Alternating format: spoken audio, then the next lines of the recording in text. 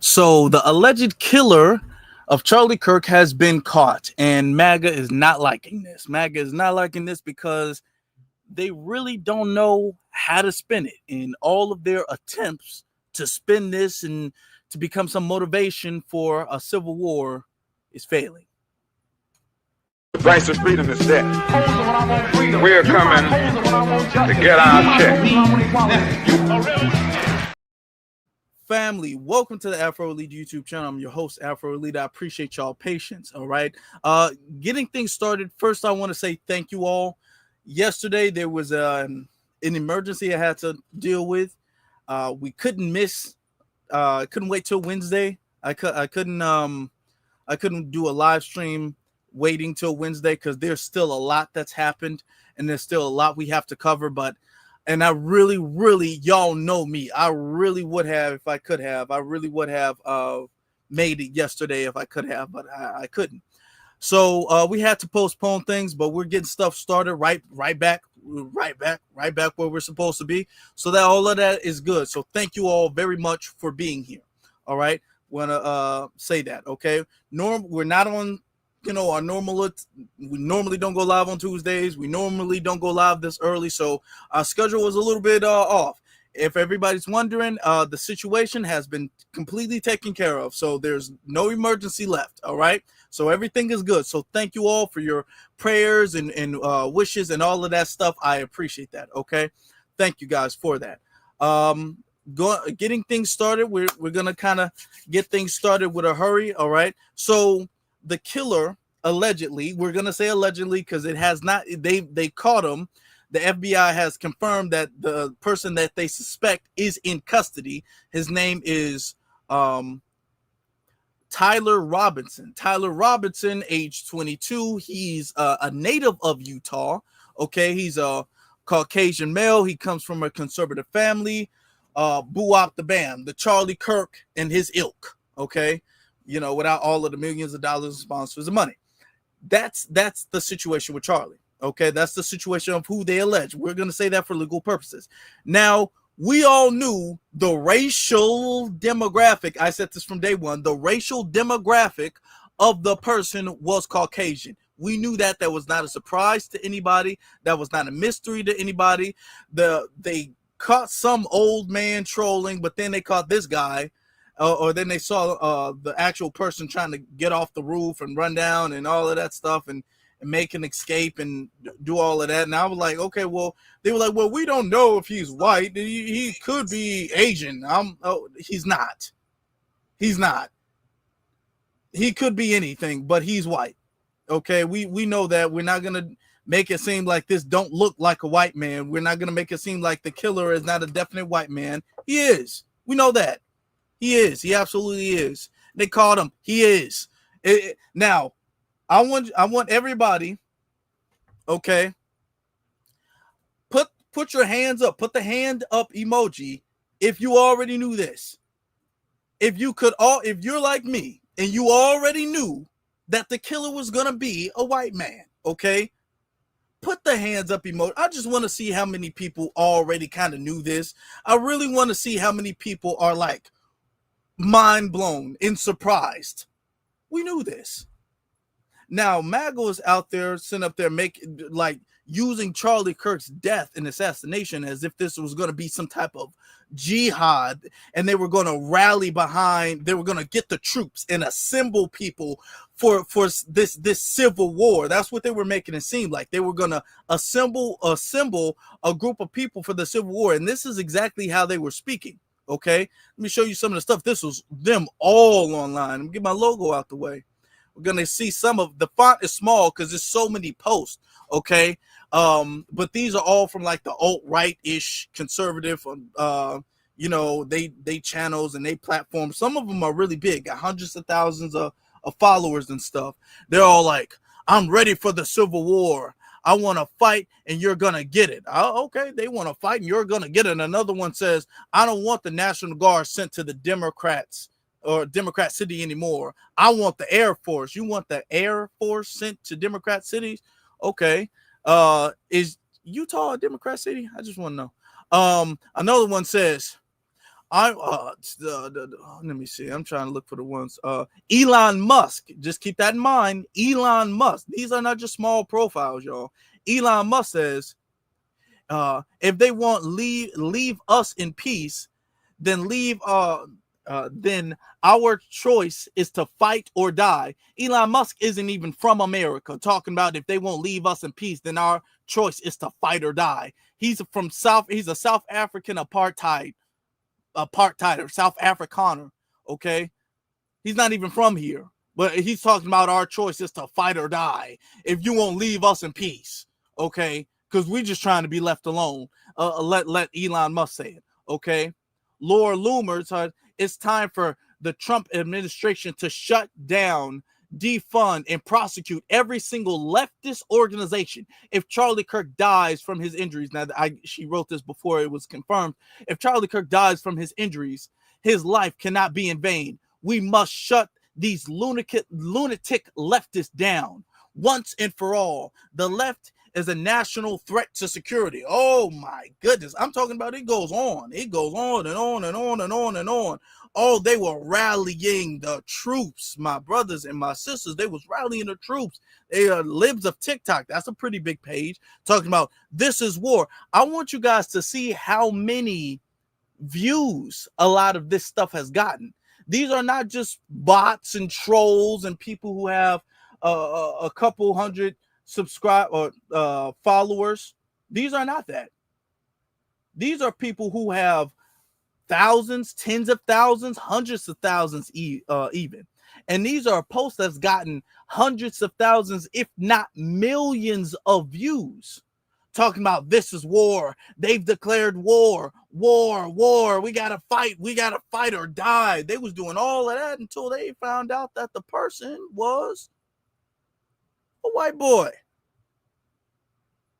And see, that really throws a big monkey wrench in their whole theme, because their whole theme, especially leading up to this point, was about the Ukrainian girl, and we're still going to have to talk about that. Not today, but another time. The Ukrainian girl who allegedly got stabbed in the train, right? And their whole thing was, the black crime and black people, and all you guys do is commit crime, and all you guys do is create chaos, and you're just so murderous and animalistic. That was their thing, okay? And they were starting to get momentum, even though it's all false, but they were starting to get momentum until the thing with Charlie Kirk happened. And they very rapidly, even before the death was confirmed, they very rapidly tried to put a spin on the Charlie Kirk thing and tried to say, well, this has to be liberals. It has to be. Who else could it be? It had to have been liberals. All right. I'm going to give you this one. This Nancy Mace, she was very bold, very, very, very bold about her stance on the situation. She was very bold. She was talking about a lot of stuff. War against liberals, the death penalty, all of this stuff. Look at this is one of them. I don't have to bring up all of them because there's some stuff we got to cover. Don't have time for all y'all little tweets, but this is time to bring back the death penalty. Oh my God. Okay, this was really after the confirmation of his Charlie Kirk's death. You can see the timestamp right there. Got over 200,000 views. Okay. So it's time to bring back the death penalty. All right. Look, I will give Nancy Mace her credit. I'll give Nancy Mace her credit. If you're going to bring back the death penalty, even though it does disproportionately affect black people. Now, I do believe in some cases, like, mass shooters, Dylan Roof, and all that stuff, the death penalty is necessary. For them type people, for extremists and stuff like that. God damn. But for white supremacists, they don't really pull out the death penalty thing. So for the fact that Nancy wants to pull that out, I'll give her points for consistency, right? You can give her points for consistency. but I can't give her points for consistency because she wasn't consistent.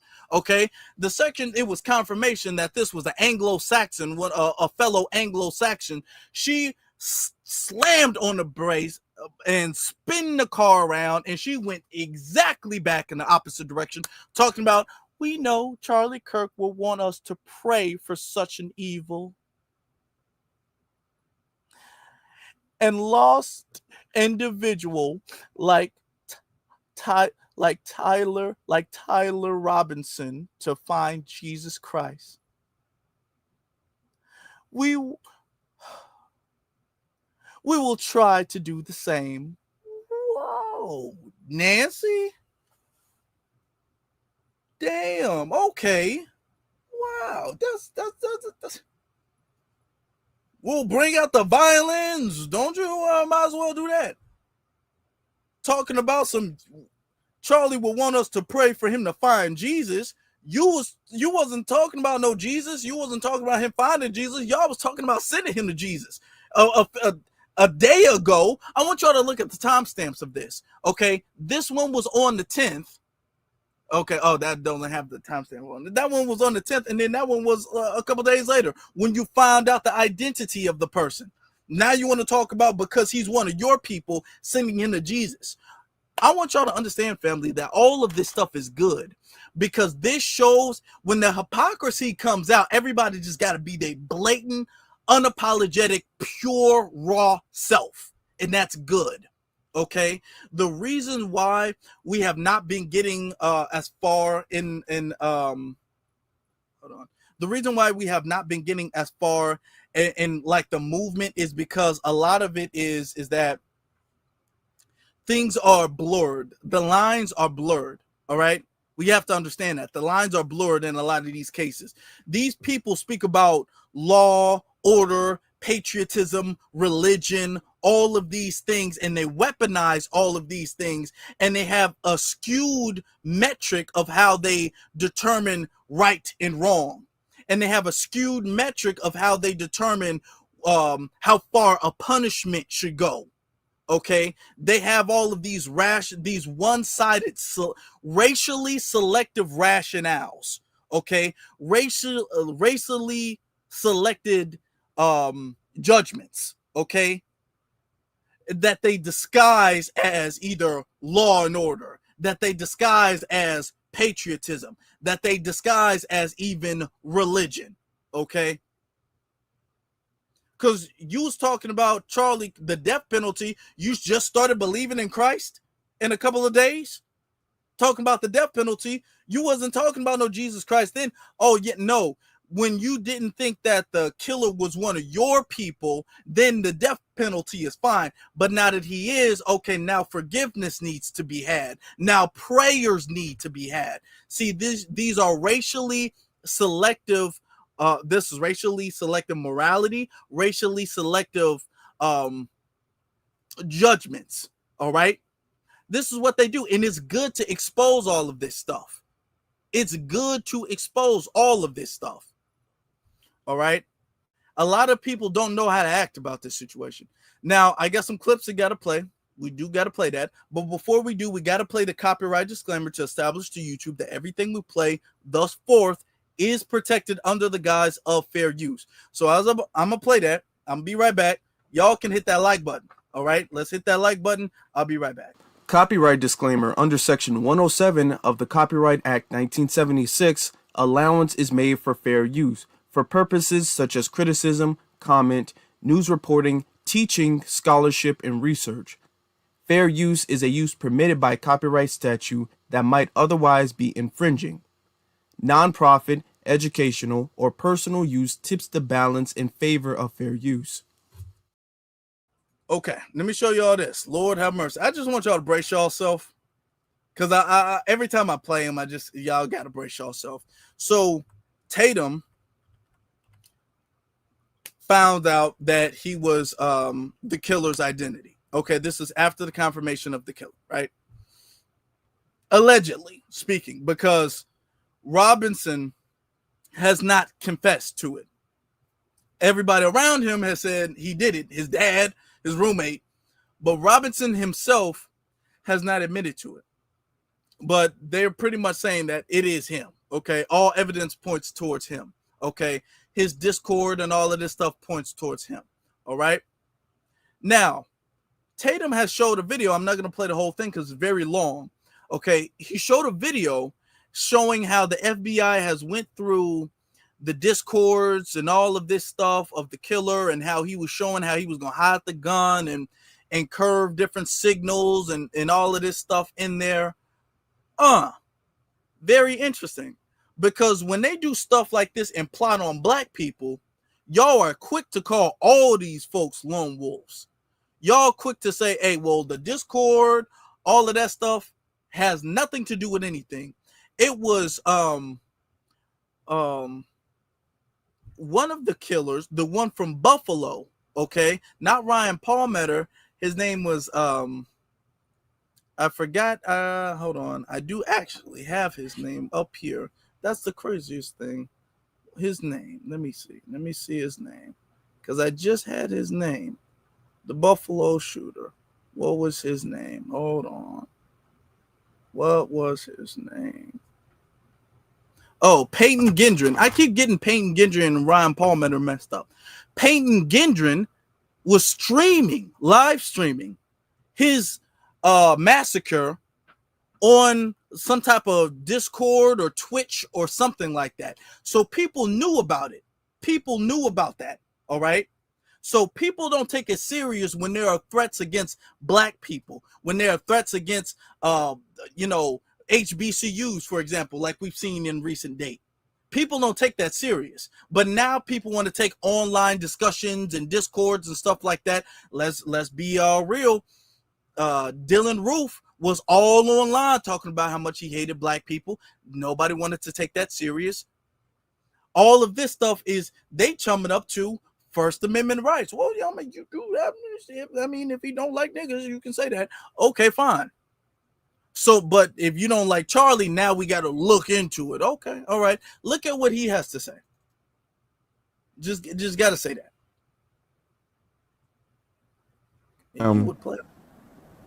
He confessed to his father. His father turned him in. Oh, hold on. God for them.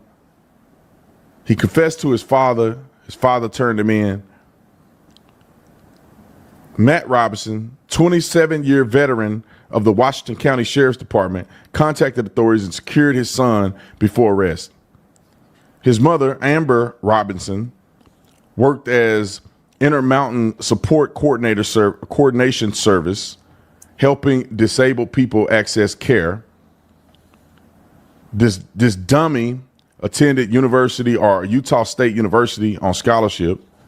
He has two younger brothers. Family social media shows vacations and selfies, including his mother praising him for getting into college, where he then got indoctrinated.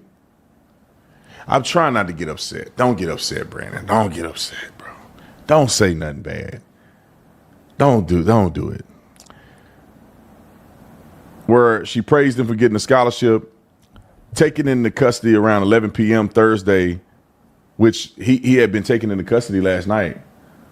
I'm thinking the Pacific Standard Time. I was still up, but I think people didn't really hear about it until the morning, because I heard about it at like 4 a.m.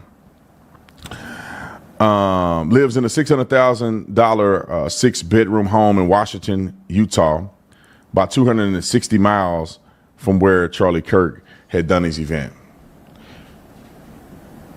Let me just preface this. Keep him on the camera. I bet you his dad was a Trump supporting conservative. And I bet you he raised a good kid. And that kid. Okay. Continue. Kid used to go shooting with him, hunting with him. That kid was getting straight A's in school, well-mannered. And probably why he got a scholarship, and then went to school and got indoctrinated.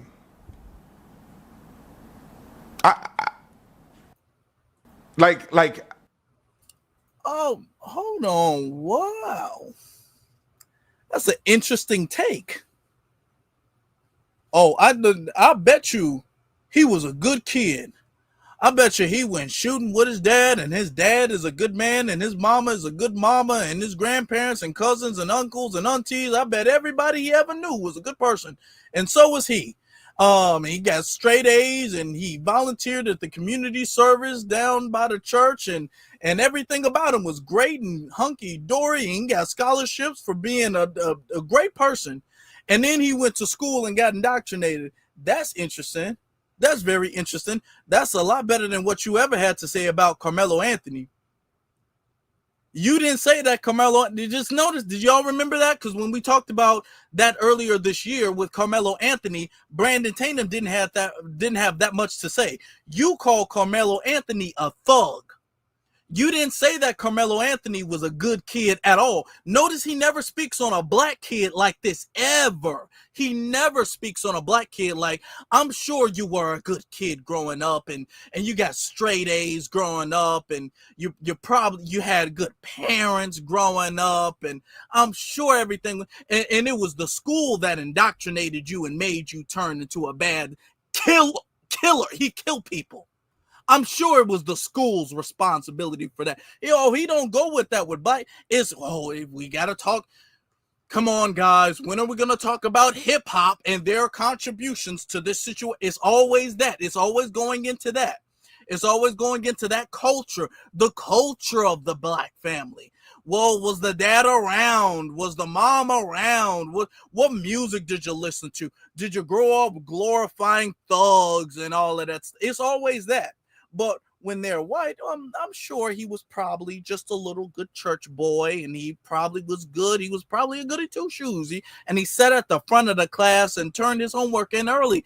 It's just when you get around the liberals, that's what turns people into bad people. Okay, so he was good by default, and he turned evil. Unlike black people who we're bad by default. We don't turn bad. We're just all the way bad. Okay. Some of us are not bad, but by default, the way they frame it, we're all bad. All right. Very interesting. Now watch him not blame white supremacy, white culture. Okay. Not blame the parents. Keep this in mind. He's not going to blame the parents. Excuse me. He's not going to blame the parents. Watch him blame the school.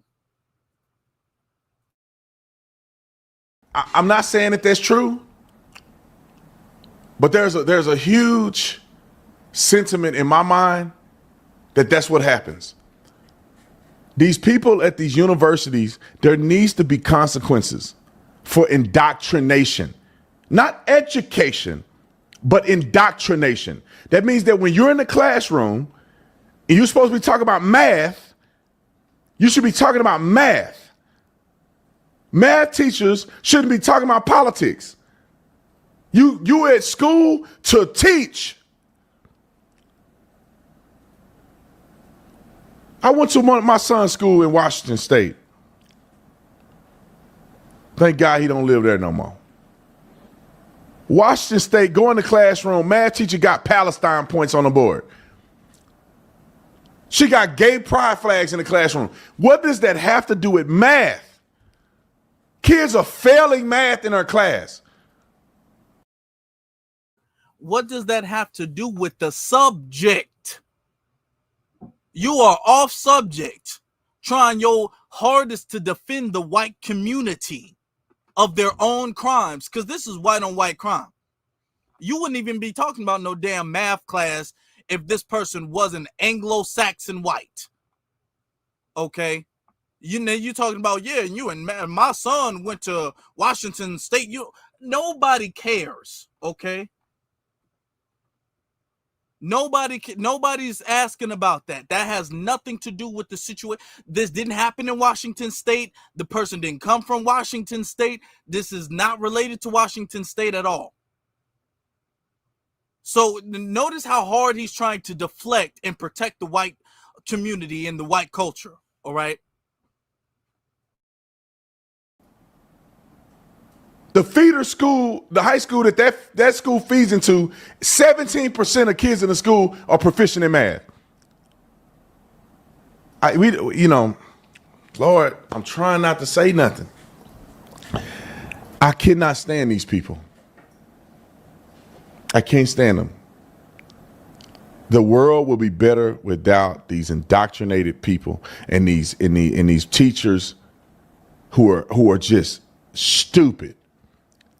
I ain't never in my life thought about when I'm teaching a class about X that I'm gonna bring up politics. When I go to business meetings, when I do speeches outside of political speeches, I stick to the script. Jesus Christ and business. If I'm teaching about YouTube, Jesus Christ and YouTube. I'm not talking about what political party doing what unless it's completely relevant. And I'm not bashing the Democrats if I'm not talking about Democrat stuff. These people are evil. They're evil. It's no. Mind you, at this point in time, they just recently apprehended the suspect. There is no, or at the first off, at the time of this recording, they have not confirmed the reason for this, the situation, the assassination. They have not confirmed that. They haven't technically. He hasn't confessed, and he hasn't gone to trial. So, from a legal perspective, it's not been confirmed. Even if they know it's him and the evidence is pointing to him, it hasn't been confirmed until either he goes to trial or either he confesses. Legally, I'm not like literally, but legally speaking, it's not been confirmed yet. Okay. And not even literally speaking, the governor even has said that this man is not cooperating. He's pleading the fifth on everything, and he's not saying anything. So do you know that he's being indoctrinated by Utah University?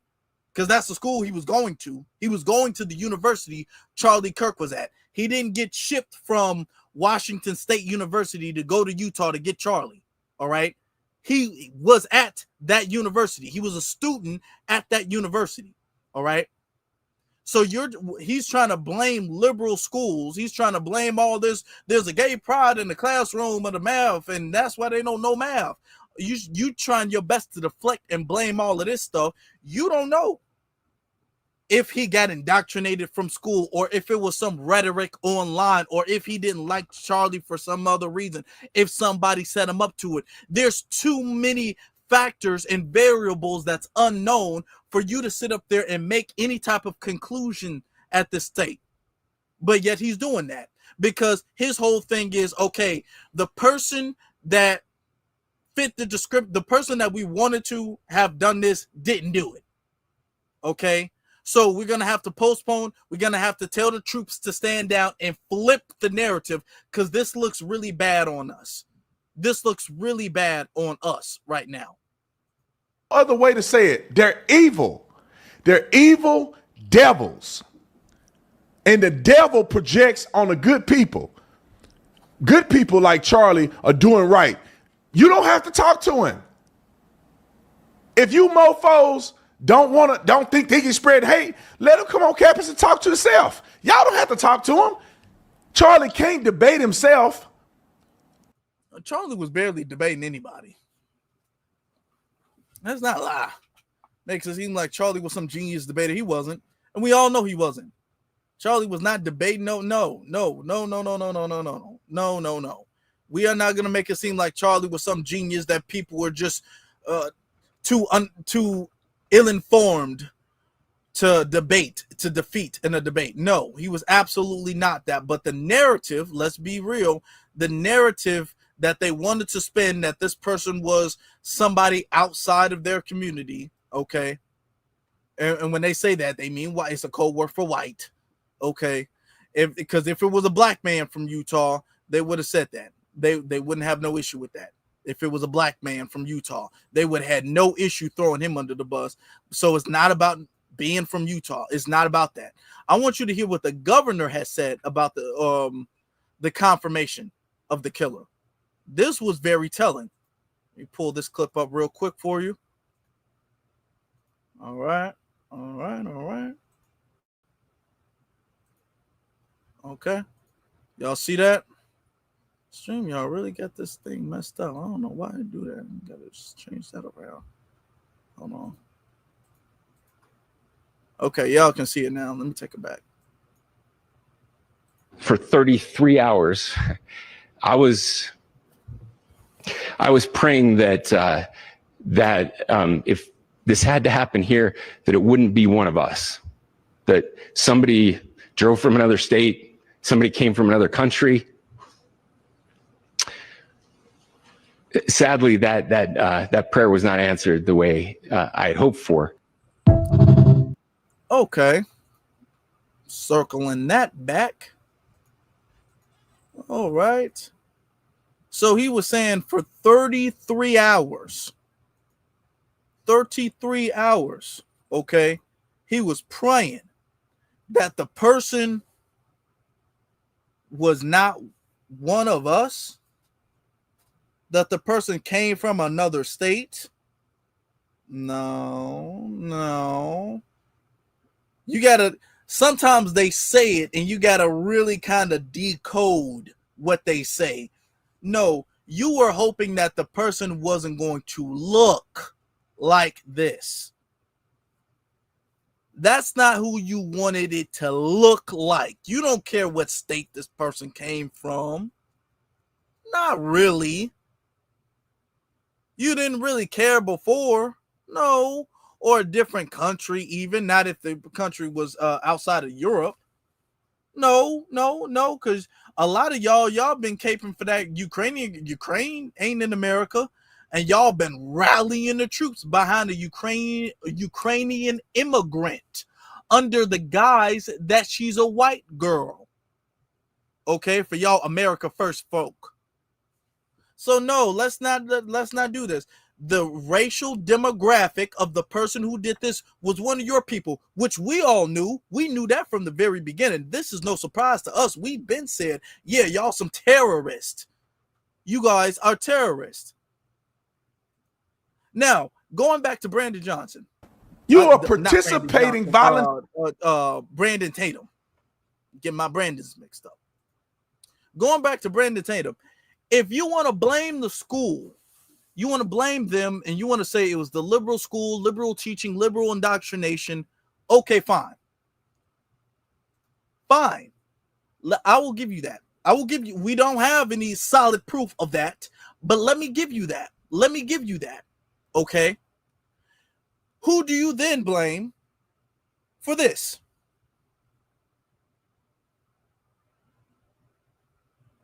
I'm pausing to let you think.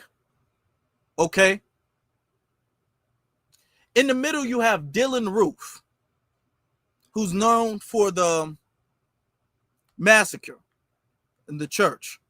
Okay? Mother Emanuel Church massacre. Okay? On the side, on your left-hand side, you have Peyton Gendron, who is known for the Buffalo shooting, the shooting in Buffalo, New York at the grocery store. Okay?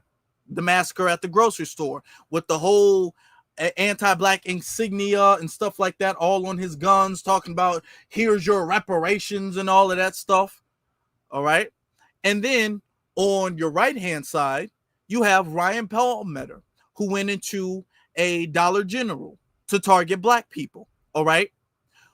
If we're going to blame the liberal schools for Tyler Robinson, who do you blame for these three men? Just these three. We can go on and talk about police and all of this stuff, but these three, clear as day, no excuse, no spinning it. They said it. They're unapologetic about it. There's no ambiguity. Who do you blame for them? What teachings do you blame for them? Notice how when it comes to stuff like that, people like that, notice how they don't try to make these people I just showed you on the screen, they don't try to make these people seem like this is some effect of Americans' hatred for black people. Okay? There's no bigger cause to this. They will write all three of these, I wouldn't call them men, but all three of these individuals, that's the most sanitary word I could think of at the moment. They will write them all off and say that all of them are lone wolves who had nothing to do with anything else. They were not a part of no organization. They were not a part of no group, no team, no nothing. And nobody knew what they were doing. Nobody knew what they were doing until it was too late. Okay? Who do you blame? Now, you can't blame the schools because you're trying to blame the schools for what happened to Charlie. Who are you going to blame? The media? Because you would have to blame your media. Who are you going to blame for this? None of these people were indoctrinated the way y'all say. None of these people clearly were love black people or anything like this. These were open and unapologetic, young, very, very important, young white supremacists, according to their own words. Young white supremacists. Who are you going to blame but yourself? And when we bring these people up, that's when they try to make it seem like, well, you know, I mean, we can't control it. Some people are just crazy. Okay, so what's up with that? What's up with that then? See, this kind of just shows the level of inconsistency. This shows the inconsistency in a lot of y'all arguments. And y'all been trying to use Charlie Kirk's death and assassination as a rallying cry, but y'all jumping out and y'all jumping the gun to say, we know he did it like this. We know he was a liberal. We know he was a liberal. We know he was a liberal. And y'all don't really got no proof to substantiate y'all reasoning. All your rallying cry has to come from a core reasoning. The fact that he's one of your own and you're saying we need to go attack these other groups of people defeats your reasoning. Ben Shapiro made a damn ass out of himself with Bill Maher, of all people, trying to do that. It is very likely to be either a white supremacist or a radical Muslim. If it is a shooting of a Republican politician, it is very likely to be a trans Antifa Marxist shooter. That is just not true. We don't know what this kid is. We do know this kid was of the left. We do know that. We do know what? That this kid was of the political left. That is according to contemporaneous reporting from The Guardian as well as Tablet Magazine today. It's 2 days out. We don't know. He said, we do know. Now, Charlie Kirk is saying for a fact that he was of the left. Shit, Ben. But we don't know shit. They never do. The internet is undefeated in getting it wrong to begin with. It's not about the internet. That's about the actual reporting by mainstream accepted. The Guardian is not a right-wing. Here's what we heard. Here's what I was told so far, and I'll tell you what was wrong.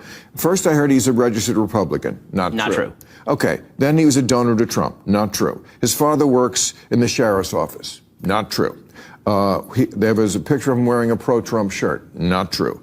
Member of the Democratic Socialists of America. Not true. We don't know what he is.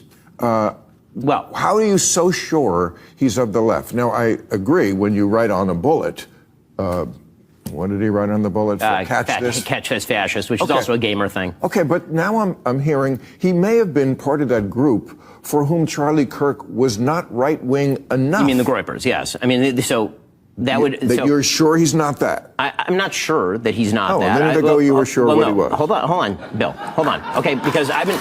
You were. Damn. And I'm not no Bill Maher fan, but damn.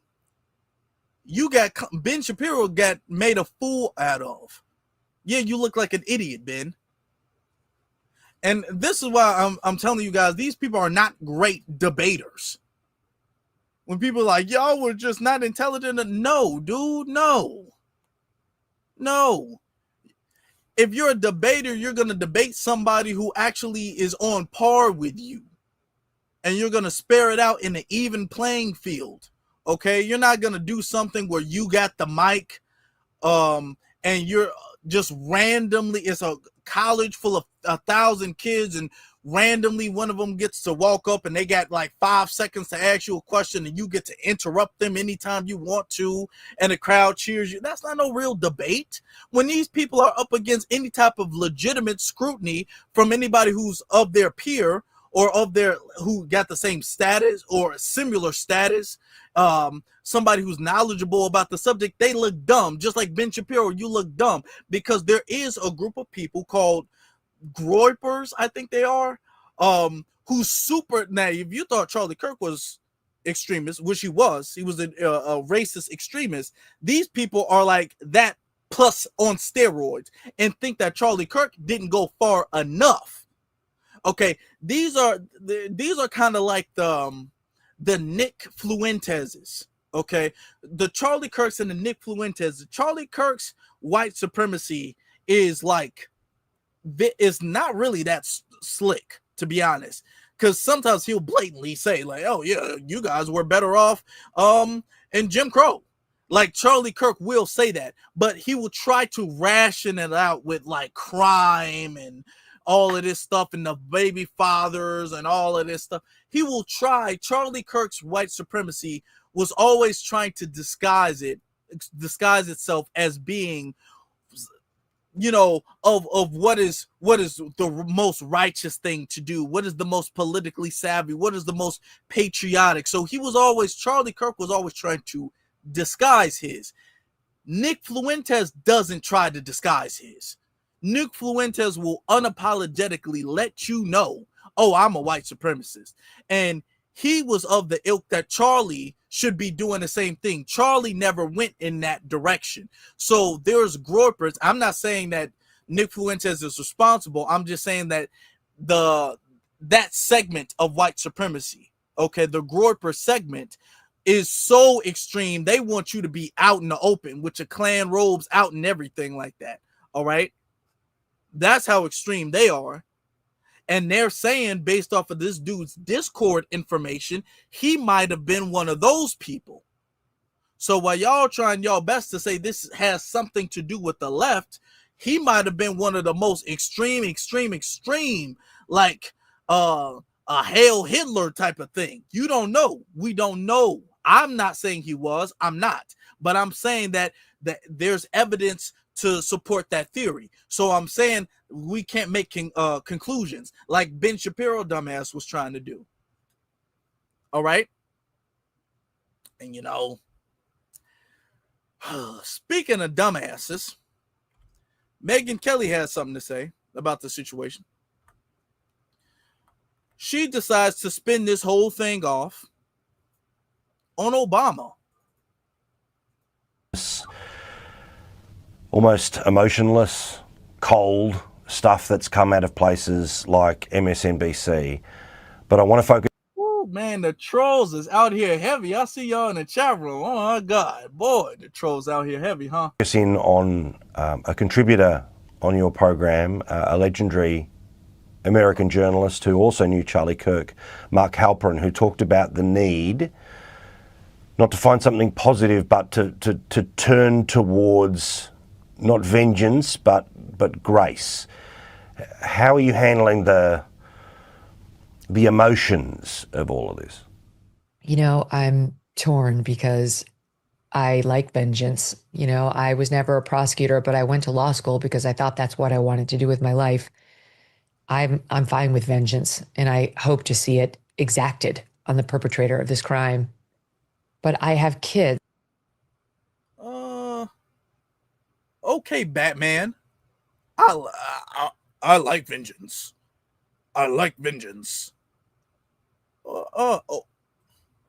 That's an interesting way to frame that. You like vengeance? Notice she didn't say justice.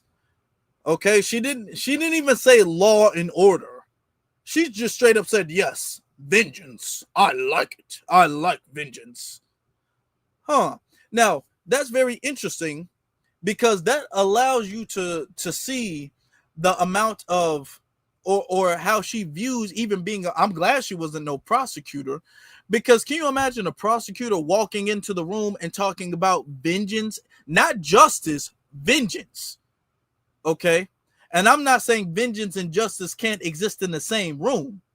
I'm just saying you're putting vengeance, and what she's saying vengeance, but she means something more extreme than vengeance. Let's be real. Okay? But just that's kind of interesting that you kind of double down on that point, okay?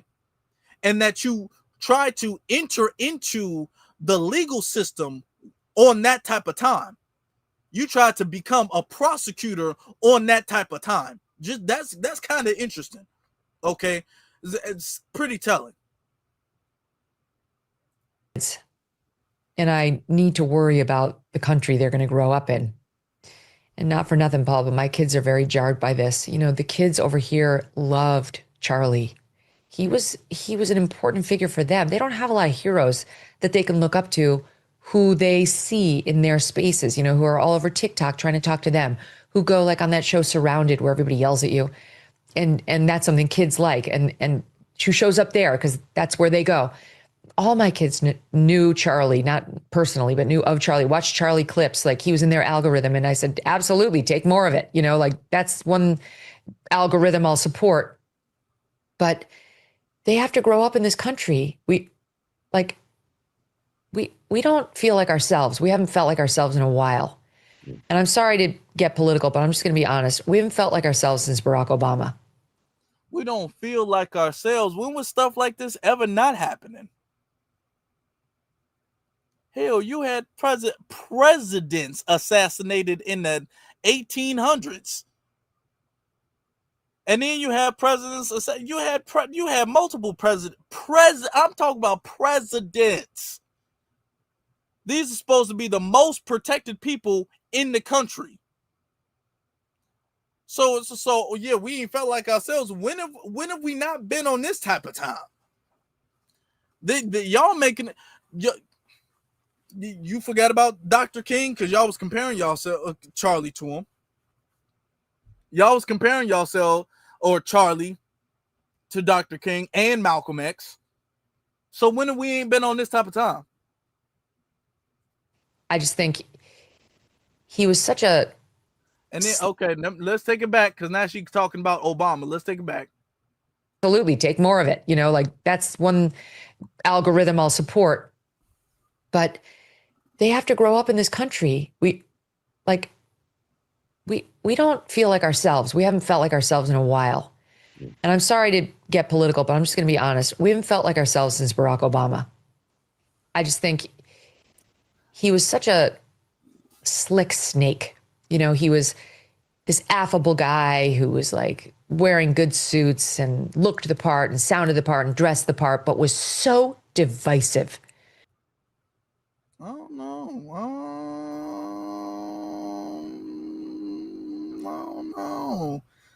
I don't know. You put a little bit of flavor on that, Megan. I don't know if you don't leave Obama and Megyn Kelly in the same room. Now, I wouldn't want to see that. Yeah, he was this guy who he looked the part and he wore these really, really nice suits and he sounded really smooth and sophisticated and articulate. It sounded like you got a crush. Like, wow, why you putting all this extra flavor on it? I don't know. Them conservative white girls, they be fiending for that black thing. I'm trying to tell y'all. Them conservative Christian white girls, man, they be jumping up and down like they got jungle fever. Look, this was a little hot flash she had right there. Hold on, she caught herself, but she drifted off into a little fantasy for that slight little second. Like we don't feel like ourselves. We haven't felt like ourselves in a while. And I'm sorry to get political, but I'm just going to be honest. We haven't felt like ourselves since Barack Obama. I just think he was such a slick snake. You know, he was this affable guy who was like wearing good suits and looked the part and sounded the part and dressed the part, but was so divisive in his messaging. Man, look. Okay, all right. Megan, you want to go to the bathroom real quick before you come back and finish that statement? You want to handle some things first. I'm not trying to get in your business or nothing like that. I know it's personal for you, but I don't know if this is not that type of show. I don't know, because I don't know what you was doing before, if you was reading some fantasy book before. I don't know what's going on with you, but you put a lot of flavor into all of that. I'm just saying. You put a lot of flavor into that. But okay. All right, okay. Let's listen to what you got to say about how Charlie Kirk's shooting was Obama's fault. The left, they look at you like when you say this, they don't know what you're talking about. It's like, because you don't pay attention to the other half of the country. You only pay attention to your absurd news sources, which spin and spin and spin to protect Democrats, especially if they're named Obama. He's the one who started to inject race where no one had been doing it. He's the one who started to use his pen and the phone to shove things down our throat that we didn't want. He's the one who shoved through an entitlement on our health care and our personal doctor visits that he promised he wouldn't mess with. And then he did, really hurting people, causing massive anger and open lies. He never missed an opportunity to twist the knife on the racial issue. He would do it subtly and in his own way, but it was very clear what he was doing. For the first time, we had a president who weighed in. And first off, Obama stayed away from all types of racial issues. Let's not act like he was. Oh, he came in on some all lives matter stuff, and then he transformed into Malcolm X. That's not what happened. Obama in his entire 8 years ain't have no Malcolm X or no Dr. King moment at all. So no, we're not going to do that. Like Obama racialized the society. Obama did not do that. No. Okay. Legal cases before they'd played out. We never did that. That was a taboo that had never been crossed before him. And Donald Trump was the reason Barack Obama, reverse that. Barack Obama was the reason Donald Trump came about, that he was born as a political figure. They say Trump's divisive. He was the antidote. He was the answer to the divisiveness of Barack Obama. And we just haven't felt like ourselves for years now. Okay. I don't know if there's a settling. I don't know if there's if the hand-holding, the rhetorical hand-holding that could happen in a moment where we're all looking at this tragedy and lamenting it could last and change things. But I have to hope for it because, again, I have children who need to live here, who need to grow up here, who need to stay here. Oh, that's sweet. That's just sweet. I don't know what else to tell you. Now, I can't say this. That's not gonna land. That's not gonna land.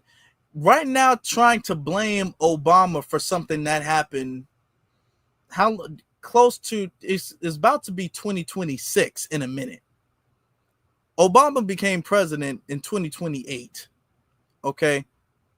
So is edging the gap to 20 years since Obama was president. Damn near 20 years since Obama was president. So yeah, we're not going to sit up there and say, well, yeah, I mean, we got to admit Obama was the issue. No, because you can't name a problem. And I'm not here to be no Obama fanboy. I'm not here to defend Obama. I'm not here to do none of that. But you can't name a problem that we have, especially right now, this problem in particular that we have that we didn't have without Obama. You can't do that. So y'all trying to put this off to make it seem like to salvage the rally that you guys have built up under this assassination, but you can't. You have to disband it, and they don't want to disband this. Okay, well, yeah, 2028, but let's be honest, it's 2028. 2026 is only 2 years from 2028. So yeah, that's close to 20 years ago. But even if you want to say, okay, well, he left office and 2016 as 2026, that's 10 years since he's left. That's a long time ago. We've had 2 terms of different presidents since Obama, and we on the 3rd term. We're on our 3rd president since Obama. For you to be, and y'all know if y'all seen this channel, this is not me defending Obama, but this is me saying we're not going to deflect. Because when I'm on the Democrats, I don't allow them to reflect to the Republicans at their convenience. And I'm not going to allow the Republicans to deflect to the Democrats at their convenience. You know what I'm saying? Because I'm all about justice, and that's not how you do. You would do that if you had a bias for any type of political party. I don't have no bias. That's the thing with me versus them. I don't have no bias to a political party. So if I'm holding somebody accountable, I'm not going to let you deflect to the opposite party. Okay, whether you a Democrat or a Republican, this really stays within the MAGA realm. All of this stuff stays within the MAGA realm. You talking about Obama, you can't really name a thing Obama has done that encouraged this at all. You can't do that. Now you can name some talking points and stuff like that Charlie Kirk, if we're gonna go there, you can name some things that Charlie Kirk has done that has led to this. It's hard to kind of reach past Charlie and say Obama was a bigger factor in this environment that killed Charlie than Charlie was in the environment that killed himself. If anybody, number one, if anybody is to be blamed, number one responsible for orchestrating, creating, protecting, and maintaining the environment that assassinated Charlie Kirk, it is Charlie Kirk. It is. And we're not going to sit up there and act like he was no damn saint. We seeing pictures all over the internet with them sitting up there trying to compare this man to Jesus Christ and Martin Luther King and talk about this is all because of words. This is all because of words. Can you see that? We're not, no. Because all of these people, well, not all of them, let's be honest, not all of them, but these people did things and they were saying things to bring about betterness out of people. They didn't speak on hatred, bigotry, okay? They didn't speak on superiority of anybody. Dr. King spoke against people being superior to other people, okay? While y'all send up y'all street reaching, dislocating your arms, reaching, trying to make some comparison between him and Dr. King. I've seen people do that with him and Malcolm X of all people. Look at this. You got this one dude, he's some Ukrainian alt-right immigrant who quoted, "Oh, it's an honor to meet you, Mr. X," as if Charlie Kirk would say that. As if Charlie Kirk had any fond words of Malcolm X. We've never heard that. We've only heard him talk about how inherently unintelligent black people were to white people. Okay? And Malcolm X would shake his hand, "You're all right for a white boy." Why would Malcolm X ever say such blasphemy? He would never say that. Not of Charlie Kirk of all people. But this is their attempt to memorialize him. And y'all wonder why, people making fun of him, people doing that. No, because we already knew as soon as it happened. First off, we weren't making fun of nobody. We were just speaking on the situation. We were keeping it intellectual, and we were speaking on the environment that Charlie Kirk created, that Charlie Kirk wanted. He wanted Charlie Kirk out of his own mouth, unapologetically, multiple times, because y'all like to say everything that somebody on the right says is out of context, okay?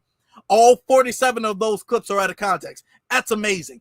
But all of those clips that he said he's on multiple occasions, he wanted public executions, okay? He wanted them to be live, and he wanted them to be televised in front of children, okay? On multiple statements, he said that.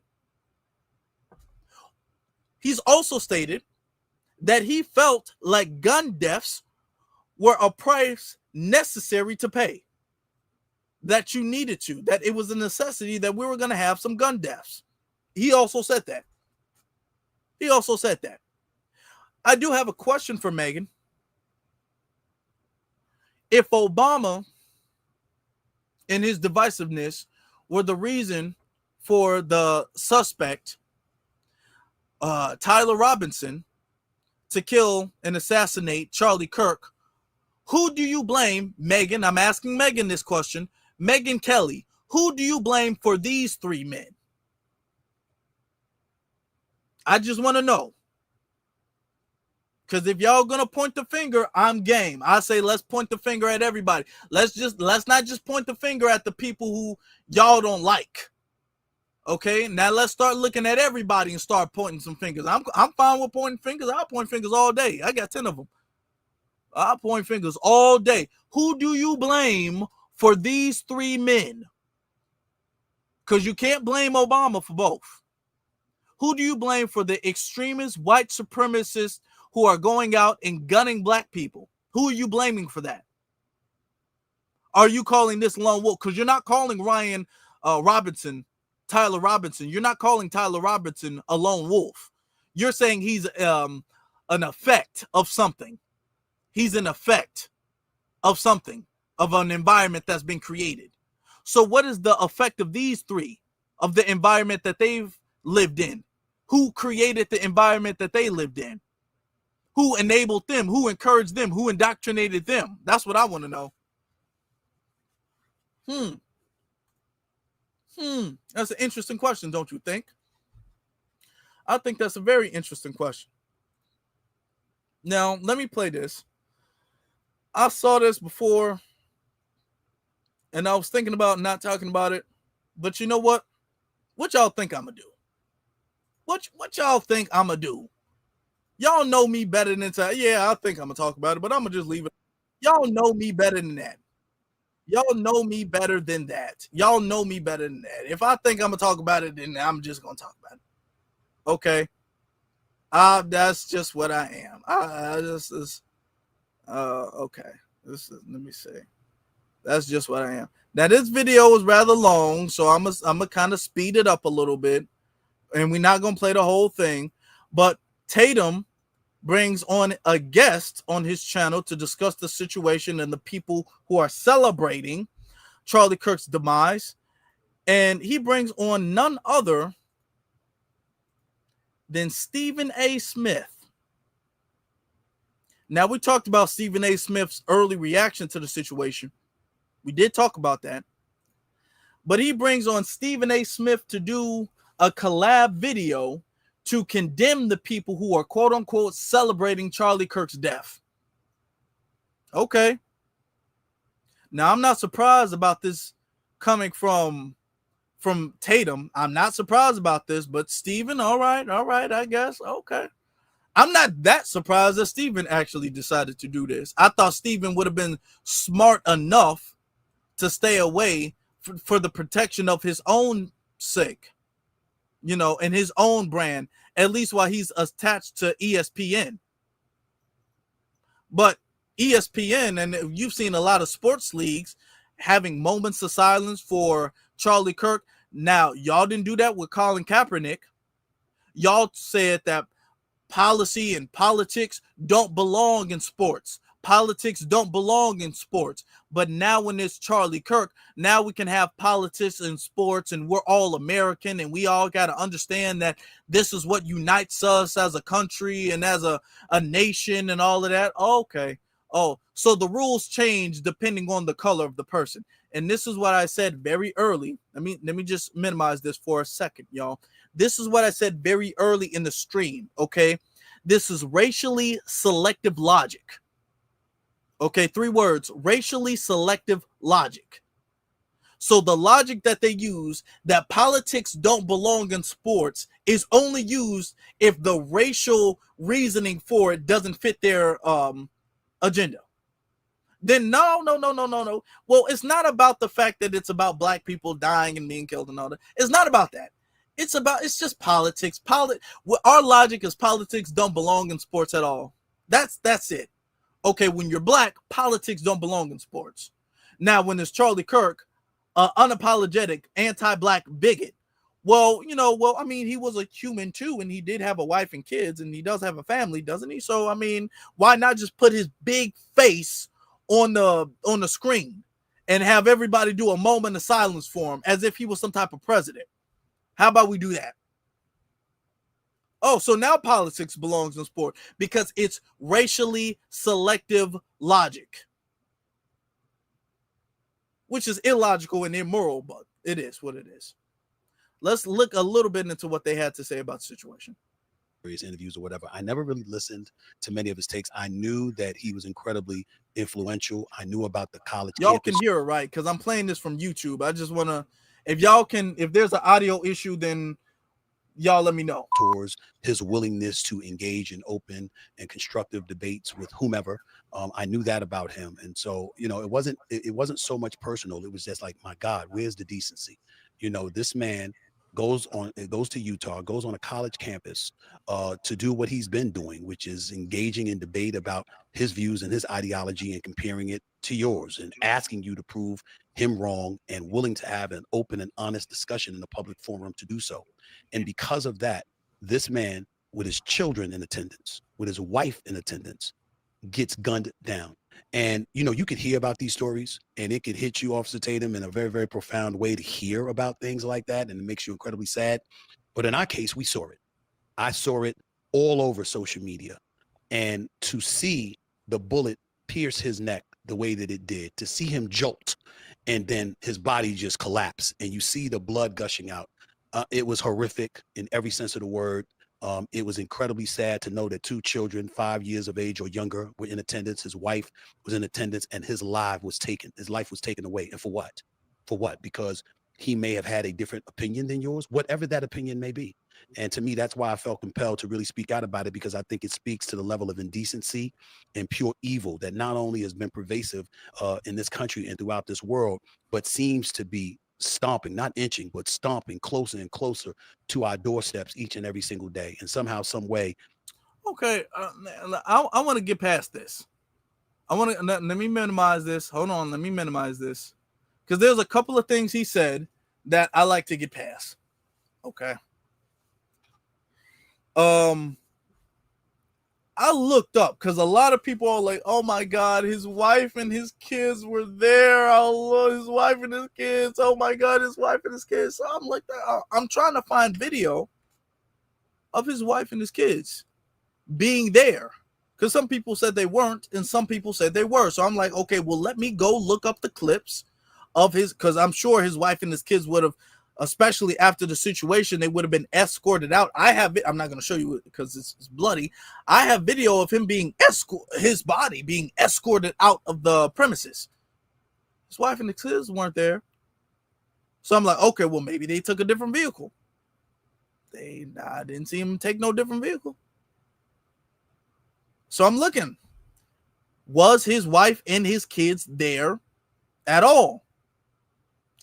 And there's really no video. I'm like looking for video after video after video after video after video. Mind you, this event was going on before. It's not like the second he picked up the mic, he got shot. So the event was going on. It was already people, thousands of people around. So where was, and his wife and his kids had to be under the tent if they were there. They're not all the way in the back. Okay. Unless they were in some protected section of the building. And why would they be there? Because then the security would have to split up, protecting them and him. Okay, that's not how they would do that. They wouldn't do that. So where was his wife? I just want to know.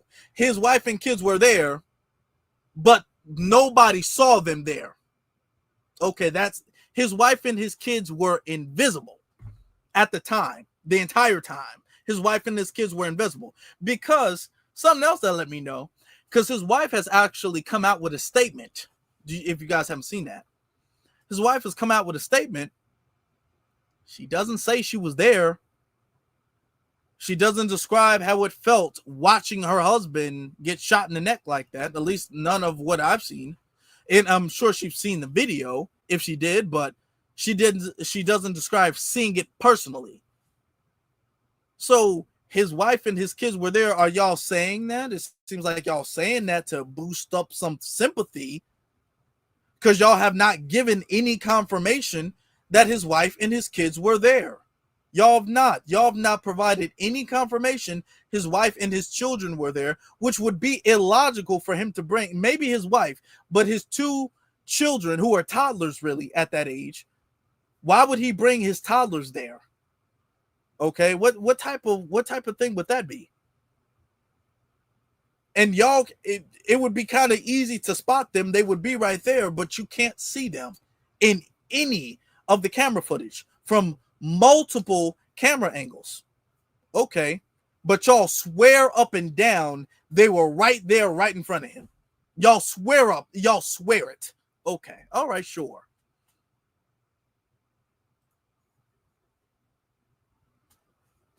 But hold on, get that back, get that back. Go. Another thing, another thing about you having a difference of political opinion. Oh yes, he came on and he wanted to debate and he had a difference of political opinion and stuff like that. No. Saying that black people deserve less rights than we have today, which the rights we have today don't get taken serious. Okay, you can look at the hate crime statistics and you can tell that. Saying that black people should have less rights than we have today and we need to take rights away from only black people is not a difference of political opinion. You want to talk about property taxes, school taxes, okay? You want to talk about that stuff. These are things that we can have political opinion over, okay? You talking about taking away rights, civil rights from from literally one demographic of people, okay? Our right to vote, our right to own land and own property and own anything, which doesn't really get applied that much, but just that right alone, that's not a political opinion. These things are hate speech. This is hate mongering. This is what he was, okay? To say that black people were better off as slaves is not a political opinion. We're not going to frame this as, well, it might have been controversial, but, people are entitled to their own opinion. No. That's not what that is. And Stephen A. Smith would, I'm going to just say this one time, just one time for the one time, okay? I'm going to say it. Stephen A. Smith wouldn't be saying this if Charlie Kirk was known to go after Jewish people the way he went after black people. He would not be saying that. If Stephen A. was peddling stuff from the Nazis against the Jewish community, Stephen A. wouldn't be saying, well, it is his political opinion. Stephen A. wouldn't be saying that. ESPN would be calling his ass real quick to tell him, hey, you need to pack it up with Shannon Sharp because you're not coming back over here. They would be telling him real quick, whatever Shannon Sharp doing, you need to be doing too, because don't come back over here. Your badge don't work no more. That's what they would be telling him. But because it's targeting black people, it's a political opinion that should be taken as serious as everybody else's political opinion. No, we're not doing that. Our lives are not a political opinion. Our humanity is not a political opinion.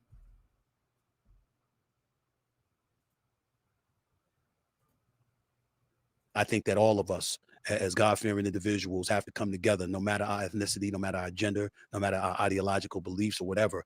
We got to understand that we got to be in this together, because if we let this kind of evil become even more pervasive and take over, what kind of society are we going to have? And that's why I felt compelled to say the things that I said on that video the other day. Yeah, and I think it was incredibly impactful. Millions of people saw that video. It was, I call millions of views viral. And I appreciate you for that, Stephen A., because you and I, like we said in the past, like we may disagree on some things, but as men, we can come together and have a discussion, and we can still end the discussion with not agreeing with each other, but at least we have enough mutual respect. You are around a lot of celebrities. I mean, you're very popular. You're in the know. Everybody knows who Stephen A. Smith is. Are you getting the same sentiment from people that you know in the private side of it? No. Yeah, people that's not public. Are they feeling like you? Are they? And that's a problem that I have. They're not feeling like that at all. So many people, try to come and whisper in my ear about some of the things that he may have said that tilts away from whatever they believe my ideological beliefs are. And I told him flat out, I want to hear it. It has nothing to do with that. It's cold-blooded murder. That's what happened to him.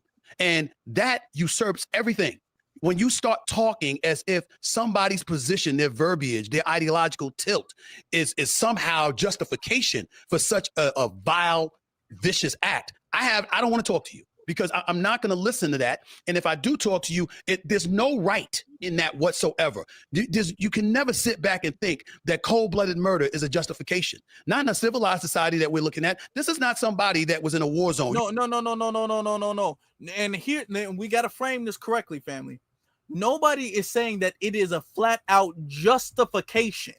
They're trying to use the straw man argument that by us not being sympathetic and us not having empathy that Charlie Kirk didn't believe in, by the way, but by us not having empathy, We're justifying what happened. Nobody is justifying.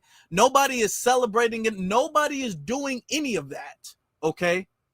But what we're saying is Charlie Kirk deliberately used his platform, his $1 million finance platform, to create a political environment, to create a social environment that took his life.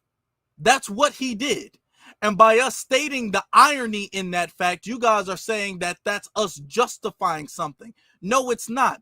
And by us calling out Charlie Kirk's sins is to prevent you guys from memorializing Charlie Kirk, because what you guys are trying to chum Charlie Kirk's whole legacy up as is things being misunderstood or taken out of context. Y'all the ones putting Charlie Kirk in between Dr. King and Jesus, the white Jesus, by the way, because Jesus didn't look like that.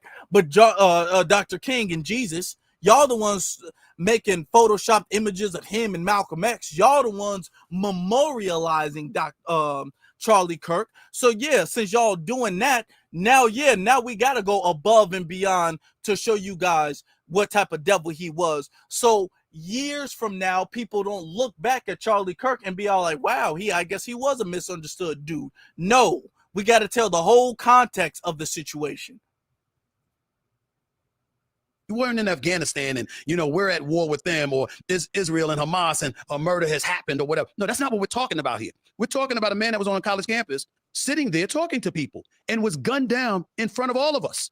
I mean, who hasn't seen that video right now? And I'll tell you something, and I'll share with you, man, because, my daughters, it really hit home with me when they spoke to me the other day. They said, Daddy, we'd rather be broke. We'd rather be broke knowing that you're safe and sound every day than, rich and worried about whether or not something like that could happen to you too. And it just saddened the living hell out of me to hear something like that. And it gives us all cause to pause, because this wasn't a politician, not that it would be justified with them either, but it wasn't a politician that this happened. This was a pundit. This was an activist. And of course, you're going to hear people, and on the white side, people are bringing up what happened to Dr. Martin Luther King Jr., what happened to a Medgar Evers in the 60s, what happened to a Malcolm X, and they're saying that to us, this was similar. That's what their position is. And fine, you can do that. But in the end, what it comes down to is that this. No, that's not fine. No, that's not fine. It's not fine. It's absolutely not fine. You cannot do that. He said, yeah, that's fine. You can, yeah, because that's not one of your people. No, it's not fine. You cannot do that. They cannot sit up there and demonize. These are people, let family, come on. We cannot let them do that. These are people that they have demonized.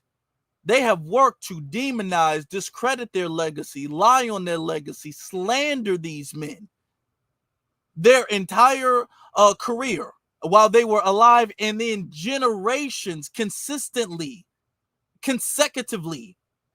after they have been dead, shot and murdered by their society.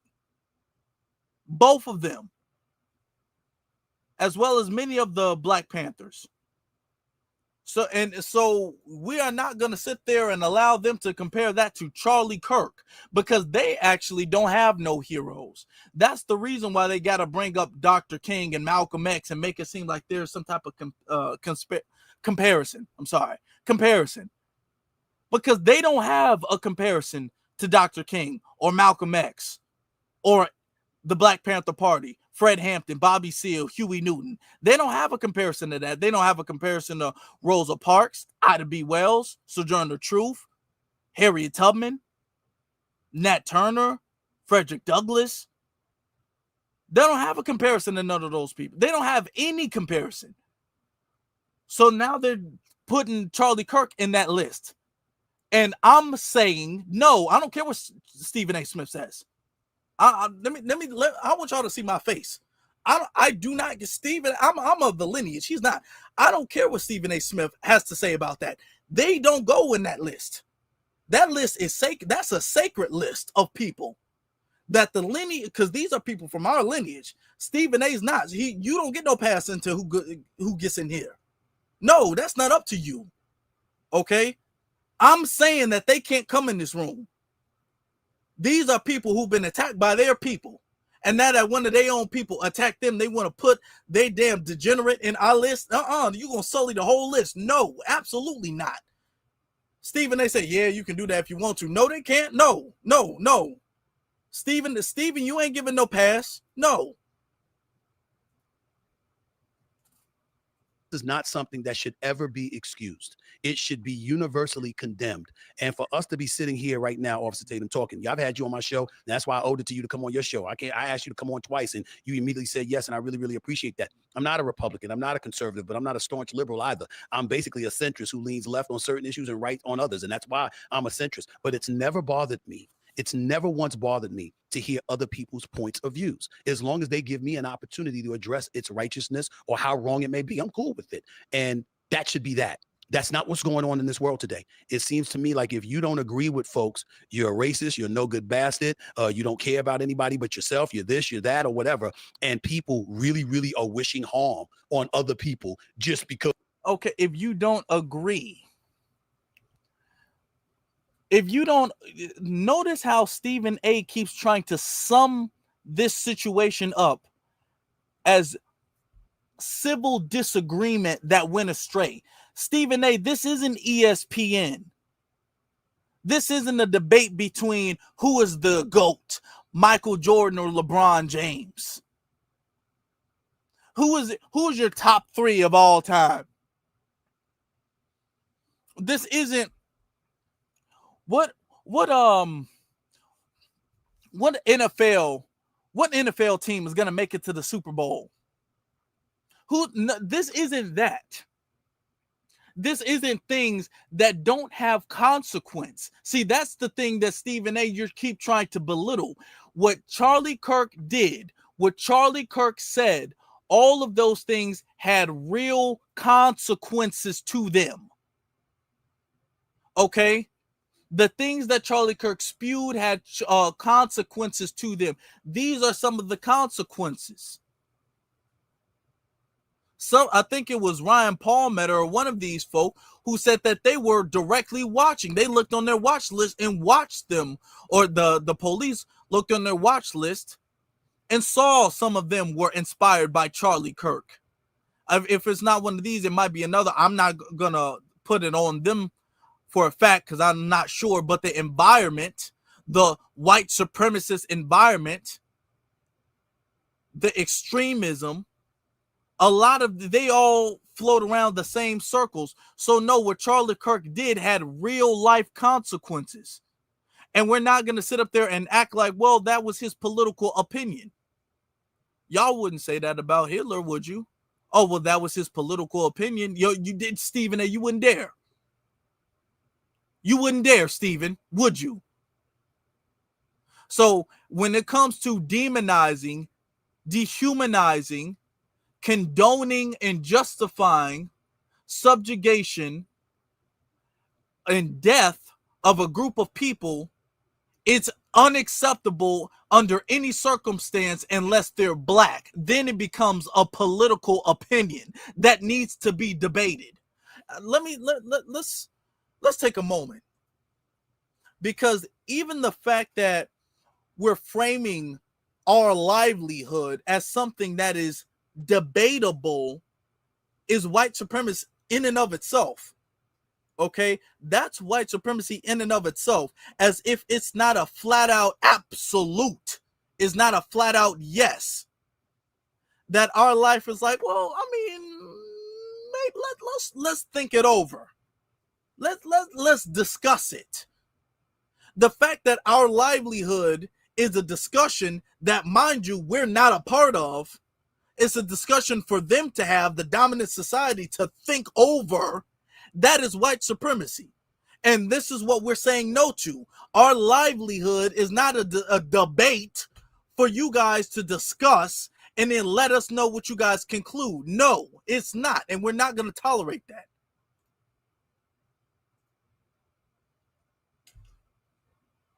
Because you have a different point of view.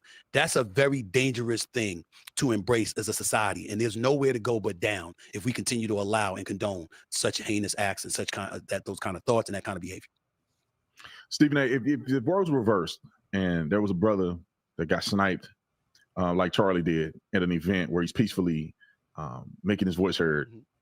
Do you think the reaction from some of the people that disregard in part Charlie's death, do you think those same people would feel the same way, or do you think that it would be a biased reaction because it's a person that looked like me? Or they would say it's racist. They would say it's racist. That's what they would say. And you know what? Who's to say whether it would or would not be from the particular or the specific perpetrator? But from a societal perspective, there are people who are racist in this world, but there are also people who are not racist. They just don't like your ass. There are people that are not racist. They just don't like you. They don't like how you roll. They don't like how you. I'm not talking about you personally or me personally. I'm just talking the generalities. You know, there are people who are just disliked. And I think that a lot of times when, you know, I wish that when our politicians speaks, or even to a lesser degree when pundits and commentators are speaking, you make stuff very, very clear. Like, for example, to me, everything is a mosaic, and you understand I truly live by that live and let live mentality. But what I try to really, really embed in people's brains, because we live in a society right now, man, where you got cats that, you know, if you're a member of the LGBTQ community, if you are, you know, a right winger, if you're this or you're that, you're automatically labeled. And I'm going like this, wait a minute, all of us deserve the same civil liberties and the same civil rights. But don't mistake that to believe that you have a right to legislate what's in people's hearts and they got to like everything that they have to accept. We got to grow the hell up, bro. You came out of the womb of black men. I came out of the womb of black men. You know what that means. Most of the time we grew up like we didn't think we were liked. We damn sure didn't feel loved. I'm talking about outsiders, outside of our inner circle and stuff like that, our family, our friends, our loved ones. We didn't feel like society was going to embrace us and give us a fair shake or whatever. Well, you know what? Those are the obstacles that you got to deal with. Wake up and deal with them. That's not a license to go out and murder people. It's not a license to go out and try to do physical harm to people. But in our society today, you got people that literally want to do that and they want to get away and they want to operate with impunity. That's not what a lawful society is supposed to be like. And we have to speak from a general perspective about what's in the best interest of the nation, what's in the best interest of the country. So as we're walking the streets, we're lending ourselves towards a safer and more civil society, and we don't embrace incivility. That's what we have to make sure that we're doing, and not enough are doing that. But we better get our act together, because evil is very, very prevalent in this world. And you got some people whose definition of happiness is bringing you right down to their level of misery. And you got to make sure you fend that off with everything you have. And all of us got to do it together, because we can't do it alone, bro. I agree with you 1,000%. Okay. So that's the point out. That's the real big part, because there's still another couple of clips that I like to play. Okay. That I'd like to play. First off, when he says that as black men, we were both born black men, right? And we never felt like people had, you know, love for us outside of our families and our communities and things like that. Tatum didn't agree on that part, because Tatum's whole thing is that people aren't going to judge you because you are black. People aren't going to make assumptions about you because you're black. People aren't going to do that. Okay. That's a narrative that we believe that's incorrect. Just notice Tatum was very silent on that part. Okay. Because he doesn't agree with that. Now, the whole, we grew up with the whole, necessarily as black men, we grew up with a hard shake. Get it? And then that causes us to bring people down to our level and create all this misery and suffering and stuff like that. No.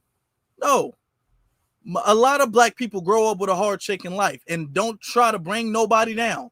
Some do, some don't. Just like some white people do and some don't.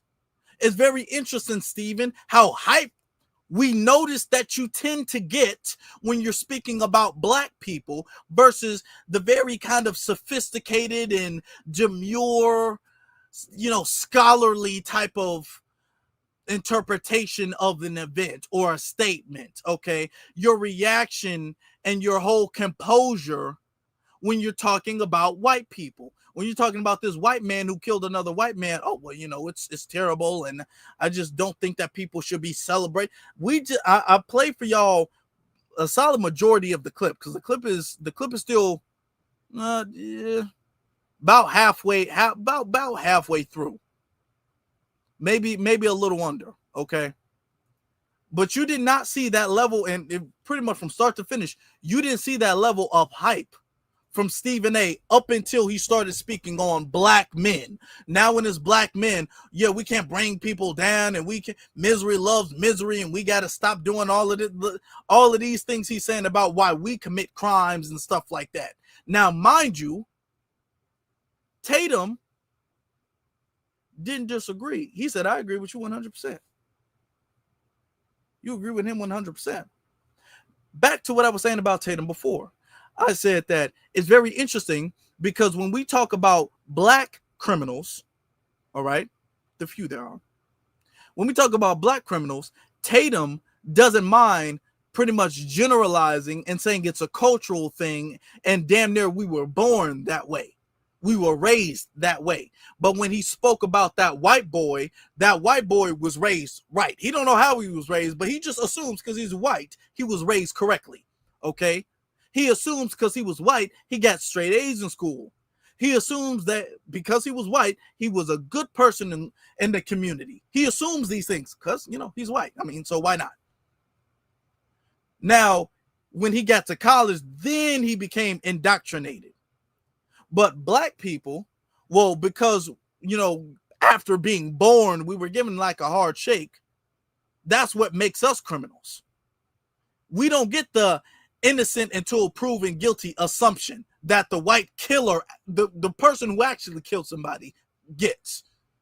The whole innocent until, you actually do something, or even when you do something, it's rationalized, or you got to find some way to say somebody indoctrinated or implanted something in you. You were turned at some point. The same thing that y'all give to white kids, y'all don't give to black kids. Black kids don't get turned at any point or indoctrinated at any point. They're just like that by default. Okay? White kids, they get the innocent childhood until adulthood, and then something tragic happens to them. So in some sick, twisted way, they're really the victim. That's why, and I'm going to say it again, that's why you got Nancy Mace out here talking about Charlie Kirk would want us to pray for such an evil and lost individual like Tyler Robertson to find Jesus. Oh, so now it's time for prayer because he's lost. He's not a criminal. He's not inherently thuggish or anything like that. If he was black, he would be, but he's white. So he's just lost and he needs to find Jesus. Okay. We're not gonna, and see, y'all talk about, well, we don't want nobody celebrating. The reason why people are highlighting the evils of Charlie Kirk is because we're not gonna let you guys belittle the damage that he's done. We're not gonna let you guys dismiss the harm that he's caused. We're not gonna allow you all to do that. We won't allow it. We won't allow it. We're not going to allow you guys to memorialize this, man. We can't do that. Okay? Something else that I saw, you have some of the liberals, I'm glad that they telling on themselves. Because a lot of them, they went on the Jubilee platform and they debated Charlie Kirk and all of that stuff. And now they sitting up there kind of copping pleas, talking about, oh, I don't like this and all that stuff. Because a lot of the people that you see debating about liberalism and stuff on the Jubilee, this is, to them, a lot of this is entertainment. It's a game. They don't really stand on this. They don't really take it serious. They really don't. A lot of these people, especially this one girl, let me show you. This one girl, she was trending a few years ago. She was trending and everybody's all like, oh, she's cooking. She came on the show a few times. Oh, she cooking. She doing what she's, oh, she's so smart and all that. They was gassing her up a few years, not even a few years ago. I think it was last year, even. Gassing her up. Turns out she got a white man. She dating a whole Caucasian individual. Okay. And came out talking about, well, just me dating a white man doesn't reflect on my values of the black community. Whoop-de-doo. You know, how they always say that. Because it's not really that serious to her. She saw an opportunity and she took it. Okay. I get it. I understand it. I understand why you did that. But we ain't out here playing games. Now she has this to say about Charlie Kirk. to increase the political divisiveness in this country. As someone who has debated Charlie before, I don't want my party, my values, or myself to be villainized and scapegoated. I do not endorse this senseless act of violence. Okay? Now, I know that Charlie Kirk actively attacks some of the most vulnerable. Live like a capitalist every single day, Shank. I know that he sent buses of people to the January 6th Stop the Steal protests that would become the Capitol riots. And I know that he literally died while actively defending gun violence. I even think that we should bring back public executions on certain people. No. But I'm not celebrating, guys. I don't think this is a good thing at all. I'm really concerned about what this means for American democracy, which is already fragile enough. The point of democracy is to create a moral code, a social contract that mitigates political violence and chaos. It's not flawless. It fails many. And in that case, outrage and protest are more than necessary. In my eyes, Charlie Kirk is like the greatest test of that social contract. How do we challenge someone who we know is working to destroy the norms of civility without sacrificing our own morals? And that is the challenge we all have to accept. All of us, regardless of party. Some people are going to use their First Amendment right to promote a rhetoric we find abhorrent that might directly target us. But we can't use that as an excuse to condone murder. I know. Now, Charlie himself might have disagreed with me, but I don't care. I don't base my morality off of him. All acts of gun violence are horrible and must be condemned. That is my baseline. It will do no good for this country. The public reaction we've seen in the last 2 days is showing us this. None of the structures that are systematically hurting us are gone, and we've only gotten more divided. So let's learn from this. Mind your karma, watch what you put online, and I'll see you next time. Bye.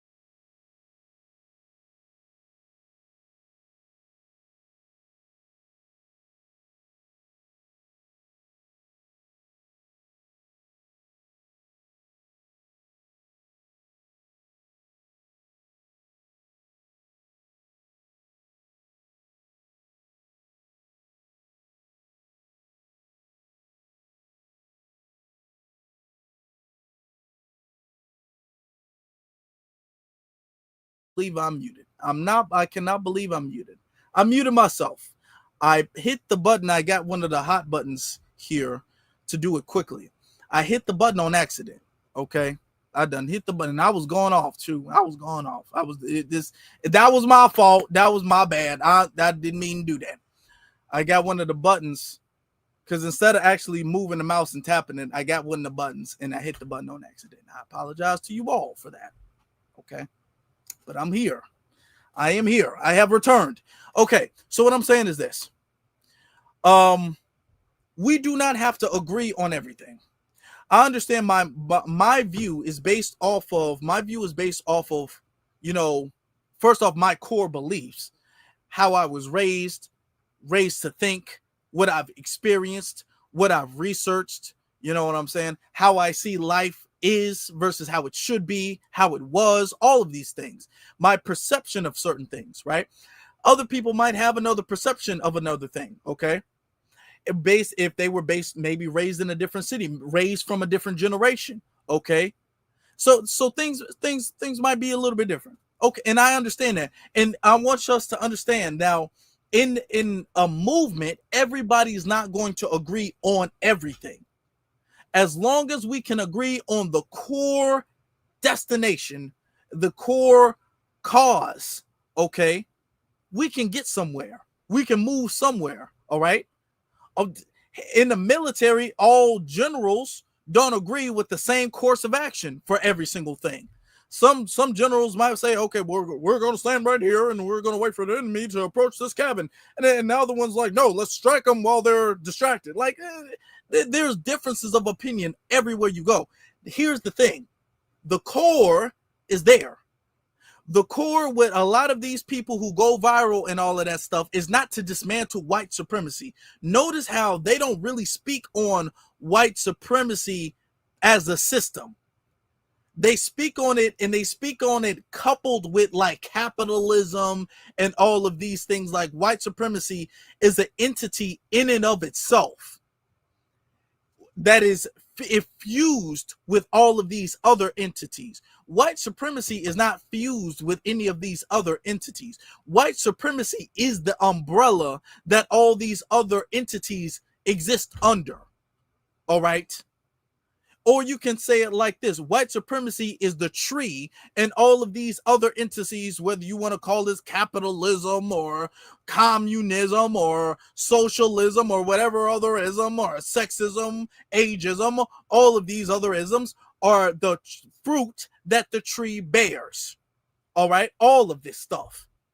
So if we cannot agree that white supremacy is the tree, we can say that all the fruit is an issue. We can agree all the fruit is an issue. Okay, now to varying degrees, let's say that. But can we agree that white supremacy is a tree and not the fruit? These people, a lot of these liberals don't want to admit that white supremacy is the tree or is the umbrella that everything else lives under, exists under, and is protected by. And if they can't agree on that concept, then there's nothing we can do forward, because ultimately your goal is not our goal here. So we're going to split parts. So we might as well not even make this alliance. And I could tell that when she first went viral. When she first went viral, she wasn't stomping. Now, the fact that Charlie Kirk, and she debated Charlie Kirk in person. Now that Charlie Kirk is there, she's like, oh, I'm not celebrating this, because you don't stand for nothing. You are not, you're an opportunist. You don't even stand for blackness in your relationships. If your black empowerment can't extend past your damn intimate relationship, then I can't believe you stand for anything you saying in that debate. For real, for real. It looks like you know some points, and shit, you took an opportunity. It looks like you went to be an opportunist. Okay? And you really don't stand on what you believe in, because Charlie Kirk, I will say he stood on what he believed in, died for it, villainously did so, but he died for it. He didn't want to, but he did. He sure did. He did. He got shot in the neck. If you saw it, he did.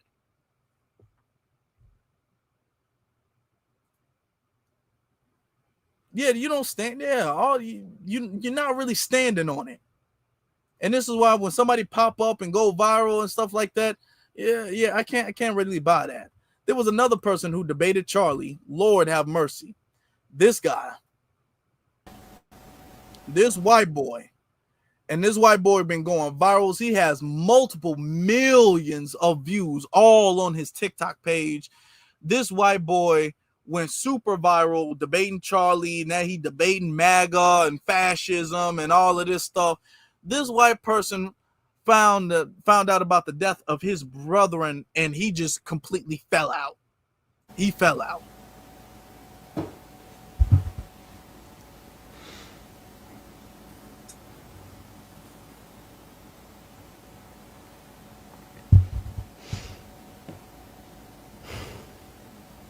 Doesn't deserve that, man. Him and his family, they don't deserve that.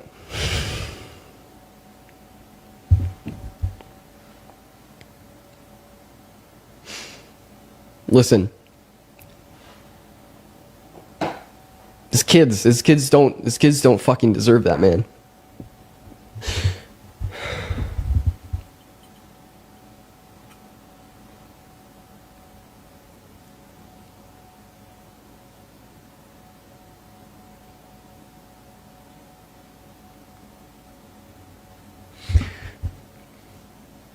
His wife and children were in attendance, dude. Now you're actually seeing his face. Like, this man is really distraught. He ain't playing. He is distraught right now. Imagine, you know, imagine being a 12-year-old, you know, watching your dad fucking die.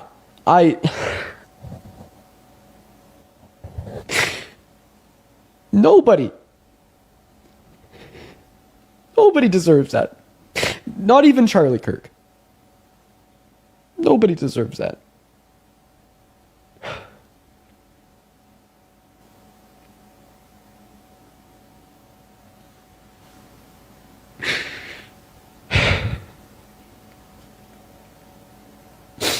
I'm sorry that you guys have to see me like this.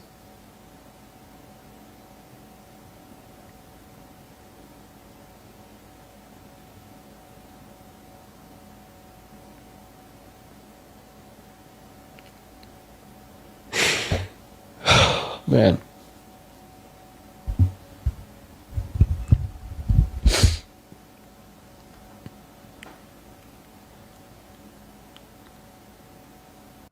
He said, imagine being 12 years old watching your dad get killed. Well, you know, we actually have situations like that in our community. We actually have. George Floyd had children. Eric Gardner had children. We can go down the list of people who actually had children and whose lives were taken from them on camera. Sonia Massey had children. Like, these are people who actually had children, and on camera, whether that's body camera or cell phone footage, were actually murdered. Okay. And I can go on and I'd spend all day going on and on.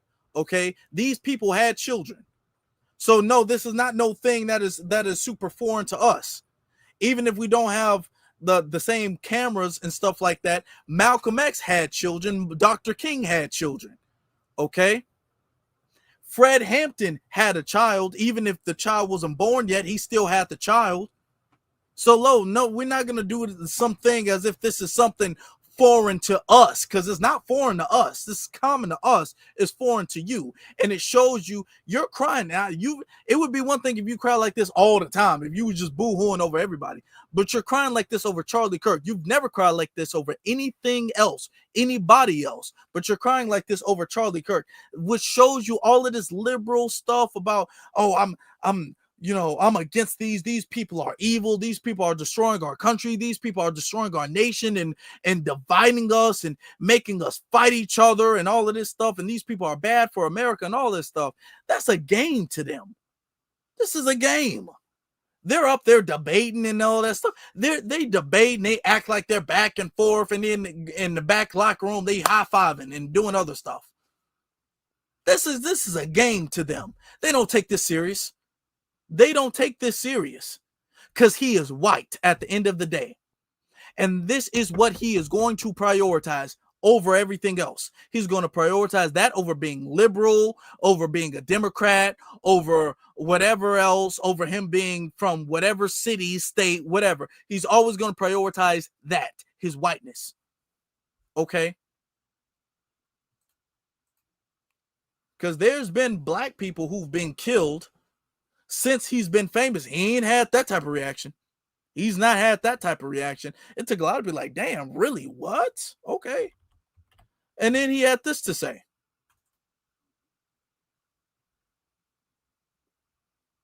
If it would pull up. Last 24 hours or so, I've received a lot of public scrutiny and backlash in response to the fact that yesterday, after Charlie Kirk died, I cried, and then the video of me crying was blasted all over the internet. So first and foremost, I am distraught because of what happened to Kirk. I think that gun violence is always wrong, and I also think that violence leads to more violence. In fact, today we've already had 3 HBCUs go into lockdown because of retaliatory threats in response to what happened to Kirk. And that's my position. Keep that in mind. We're going to circle back to that one. We're going to circle back to that one because of quote unquote retaliatory response, because of a retaliatory response. We'll circle back to that. That's how I feel. But I'm going to be honest, that on its own isn't what invoked the extreme and raw emotional reaction of tears that you guys saw that I'm now being criticized so heavily for.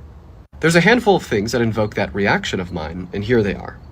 The first thing that invoked that reaction out of me was watching the up-close video of what had happened to him, and how extremely violent it was, while then also learning that his wife and 3-year-old daughter were watching from the crowd. They were watching from the crowd. They were under the tent. Now they were in the crowd. Then they were in the bit. Like, nobody knows where his wife and kids were, but his wife and kids were there, just so they can add the sympathy towards Charlie. Nobody saw them. Nobody knew where they were. There's no camera footage of them, but they were there in the crowd, in the tent, everywhere. They were there, not there. He has multiple wives. I don't know. But let's get back to this point. Foremost, I am distraught because of what happened to Kirk. I think that gun violence is always wrong, and I also think that violence leads to more violence. In fact, today we've already had 3 HBCUs go into lockdown because of retaliatory threats in response to what happened to Kirk. Because of retaliatory threats in response. I want y'all to understand, these white liberals, this is kind of what you're doing, is rationalizing and justifying white supremacy. Because what is retaliatory response to HBCUs? What's HBCUs got to do with anything about Charlie? Charlie didn't go to a HBCU, and this did not happen at a HBCU.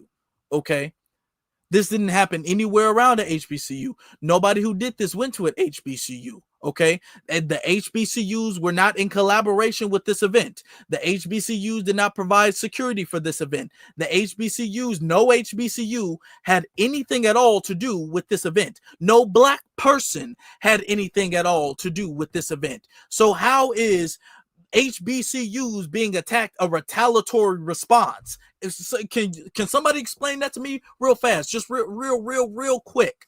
Can somebody please explain to me how HBCUs being attacked and threatened is not what it really should be called, racial terrorism, but instead it's framed as a retaliatory response to something that's not connected to HBCUs nor black people at all? Can somebody explain that? And this is something that he was going on and on about being a liberal. One of his white brethren had fallen by his own community. Now he's talking about us being attacked is a retaliatory response. You got to watch them. They sneaky. They sneaky, just like how Malcolm X said that the fox was. No, we're not. No. The fact that he said that real quick, because now what you're trying to do is somewhat rationalize the black community or HBCUs, students at HBCUs being attacked and persecuted over something that didn't have anything to do with us. It's not like you're attacking students at Utah who were actually debating him mind you, there were students at Utah actually debating Charlie Kirk at the time. They're not being persecuted. They're not being attacked. They're not under investigation. There was a huge petition that went around to prevent Charlie from coming to the university. None of them are under persecution or attack or threatened or anything like that. They decide to threaten the HBCUs, multiple HBCUs mind you. Okay. Now it's not like the officials, the administrators, the professors at the HBCUs had made fun of Charlie. There were some black people who had just highlighted what Charlie had been saying, so you guys wouldn't successfully be able to memorialize Charlie as some type of hero, as some valiant hero and saint. But you're saying that this is retaliatory.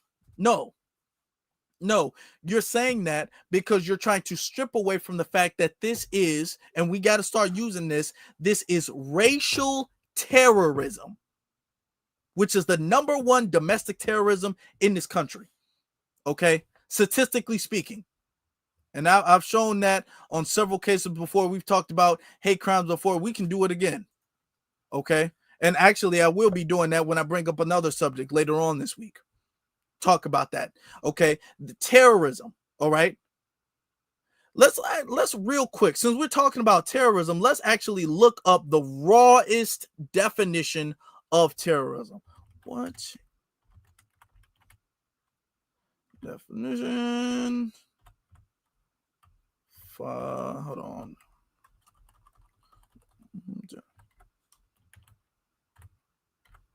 Okay, here it is. It's taking a little second to load. Every time I'm streaming, it take a little second to load. Wouldn't every time I'm streaming? Okay.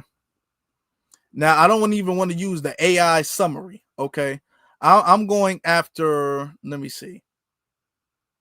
I am going after the FBI. I want to go to the official source. Let me get the FBI definition of terrorism up on the screen. The official legal source of terrorism. Okay. Make that easier to read. Now you got international terrorism. Now we're not talking about international. We're talking about domestic terrorism. It says domestic terrorism, violent criminal acts committed by individuals or groups to further ideological goals stemming from domestic influence, such as those of political, religious, social, racial, or environmental nature. Okay, that is the FBI's definition. This is the FBI's page, y'all. That is the FBI's definition of terrorism. So the threats on the HBCUs, the threats on students, the threats on staff, the threats on faculty, okay, of the historically black college full of black people for an incident that had nothing to do with nobody in the HBCU nor anybody black at all is racial terrorism. All right. This is domestic terrorism against black people. That is the biggest form of terrorism that we have in this country. And the FBI has confirmed that multiple times. Okay. The FBI has confirmed that white supremacy is the biggest domestic terrorist ideology in this country. Okay, and they've confirmed this year after year after year. Hate crimes against black people are the number one hate crimes for no reason. They're the number one hate crimes because the ideology of America is embedded with that. Okay, this is why. So the threats on the HBCUs, and we got to start framing it that way, that is racial terrorism. This is terroristic behavior. Just like the massacre at Tulsa, Oklahoma, terroristic behavior. All of these are racial terrorists, okay? Ryan Palmetto, racial terrorist. Dylan Roof, a racial terrorist, okay? Peyton Gendron, a racial terrorist. These are racial terrorist white supremacists. That's exactly what they are. They are white supremacists who committed acts of racial terrorism.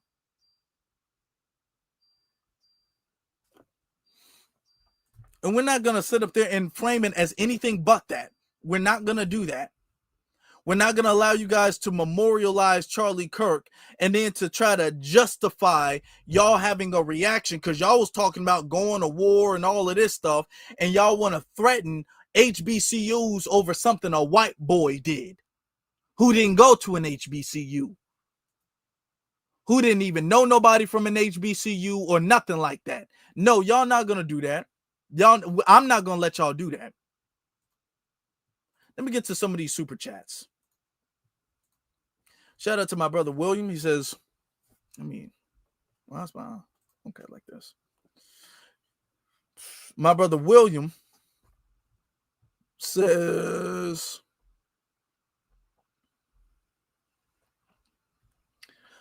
yeah, racist proclamations are not debates. They're not. You sitting up there with a microphone dehumanizing a group of people is not considered a debate. If I just tell you that I don't think you or any of your kind really have as much of a right to exist in this world as me and my kind, because we are just genetically better than you, we're inherently better than you, that's not something you can really debate. That's not a debatable thing. You can debate about science and different rocket science and stuff like that, or quantum physics and whatnot, and you can debate about the universe and all of this stuff. You can't debate about, hey, do you deserve to live? Damn, that's a debate? What the hell? No, it's not a debate. No. And we're not going to frame that like he was some master debater that people were afraid to debate. No, he was not. Okay. Dakota Jenkins says, this is white on white crime. The coons like Tatum, Anton Daniels, Candace Owens. Listen, let me tell y'all, the coons have just come out. It's just been so many. It's been so many. We can't. There's been so many, man. They says are pathetic. I fully agree, man. It's just been so many. I got coon fatigue. I got coon fatigue. It says are pathetic. It says FBA don't owe empathy to people who despise us. Charlie Kirk earned his lack of empathy. He did. He earned it. He earned it, and we giving it to him. Dude, shut the F up. You are a little something else. Says vanilla ice cream melts down. That's his name. That is his name. Long name. Vanilla ice cream melts down with side of musty ass mayonnaise. Mutant anger. Ugh. That don't sound appetizing at all. Do it now. That don't sound appetizing at all. That's a long name, brother. Willis says, bootlicks always ambulance chasing white tee fatigue. They always are. Oh, for always and forever. Always and forever. Beverly, our sister Beverly sends a super chat. Thank you. At the hiccups earlier. That's why I was late. I'm trying to keep them from coming back too.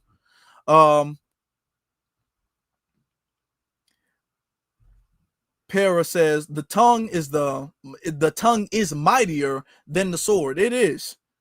It's mightier than the sword, and it does a lot of damage, and the world knows about that. So we're not gonna act like just because Charlie Kirk didn't do things directly doesn't mean that Charlie Kirk was also not a domestic, racial, white supremacist terrorist. Because when you go and look up the definition of terrorism, according to the FBI, you don't actually have to do the crime yourself. You don't have to get your hands dirty doing whatever crime or plan or whatever the case may be. You don't have to have your hands be dirty. You don't got to be the hitman to be the terrorist, according to the FBI. So according to the definition, Charlie Kirk fits the definition of a white supremacist terrorist. And we're not going to take that label off of him. I'm just, hey, if we're going to go with definitions, let's go with it all the way. Tom Slick says, there is no we with you guys. You are over there. Yeah, ain't no we. We ain't doing that we and uniting and all. We ain't doing that. Not over no Charlie. No. Okay. Absolutely not. Thank you for your super chat, brother. Willis says racism, white supremacy is brain rot on steroids. Or on society, not steroids, on society. I was reading that. On society. That's true. Hashtag FBA. That's very true. The brain is a virus. It's terrible. It's terrible. Okay. Then Tom Slick again says, that's why we got to get our weight up. We need young people like this to respond to stuff like to respond to this stuff, elite. Yeah, we do. We need more people out there in the street who are for real about it. Not just trying to get a check, not just trying to get no clout. Okay. They lean one way and then next thing you know, they kind of selling out for some corporate donor or sponsor. People who are willing to stay small. Okay. People who are willing to supersede the riches and the fame and the glory for the greater good, for a cause. People are committed to that. Okay. And then we have our sister, Lioness Bless says, It says RT has never ended. RT has never ended. It's like a sport to them. RT. I think if she's saying white supremacy or racism, no, it's never ended. It's like a sport to them. No, no, all of that stuff. It, like I've said, it's a game. It's a game. That's why this dude was crying, because that's not his real. Racial terrorism. Okay, racial terror. It's a game. That's why this dude was crying. This dude was crying because he's all like, "That's my teammate." I want y'all to be. Let's take this. The Bears and the Packers, right? It's football season, right? The Bears and the Packers have a big rivalry with each other. Always have. Bears and Packers. It's probably like the biggest rivalry of football rivalries. Big rivalries. Them players don't hate the other players, like personally. They don't hate them personally. The coaches don't hate the other coaches personally. They don't hate them personally. No, it's a rivalry. They want their team to beat your team. But it's all football. It's all a game at the end of the day. If somebody gets sniped on the field, they going to feel some type of way about it. Because they look at it as them being players in a game. That's how they look at it. They're not really riding for a cause. This is entertainment, and we all get paid. We all go home. That's how they see it. Now, to us, we're seeing this because we are the ones who face the effects of who wins the game and what happens in this game. What they think is a game, them sparring or them debating, we face the consequences of that. The consequences fall on us. So this is real life to us. It's not that way to them. It's not. It's a game where they can, we got these many views. Okay, here's your check. Here's my check. Okay, we can go home and we can do this next week. That's how they see it. We don't have the liberty to see it that way. We don't. And we're not going to play, because this ain't no game. Were people celebrating Charlie? Not black people. I don't see. I see black people highlighting. That Charlie Kirk was an evil person, and we're not going to sit up here and act like Charlie Kirk wasn't an evil person, because y'all trying to say Charlie Kirk was like Dr. King. So yes, now that y'all trying to say that, now we got to go above and beyond to highlight what Charlie Kirk was really about. So is that celebrating? No, but that's just putting his life into context. Okay. My brother William, he says, racism and white supremacy is just part of the culture. It is. It's part of their culture, their degenerate, uncivilized culture. It absolutely is. Sadiq, she says, since Charlie is gone, his legacy lives because he has YT and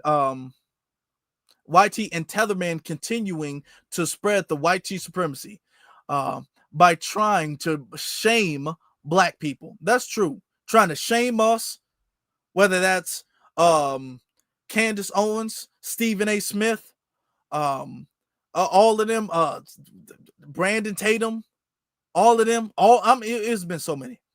It's been so damn many trying to wag their finger at us, and I ain't going.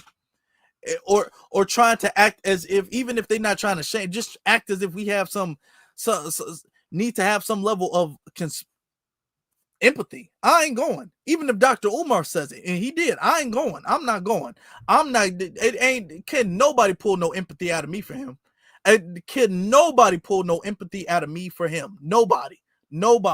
Charlie Kirk don't get no empathy from me. None. I don't care what y'all say. His wife and kids were there. Okay. Y'all want empathy for them or him? Because I ain't giving it to none of them. Look, can I say that? Let me just say that right now. I ain't giving it to anybody of the Kirk family. Y'all don't get no empathy. Because Charlie said he didn't believe in empathy. Charlie said he didn't believe in empathy, so I don't got it for nobody. Oh, the family. What about the family? What about them? What about them? How about that? How about that? What about them? They gonna be all right. They gonna be all right. I said it.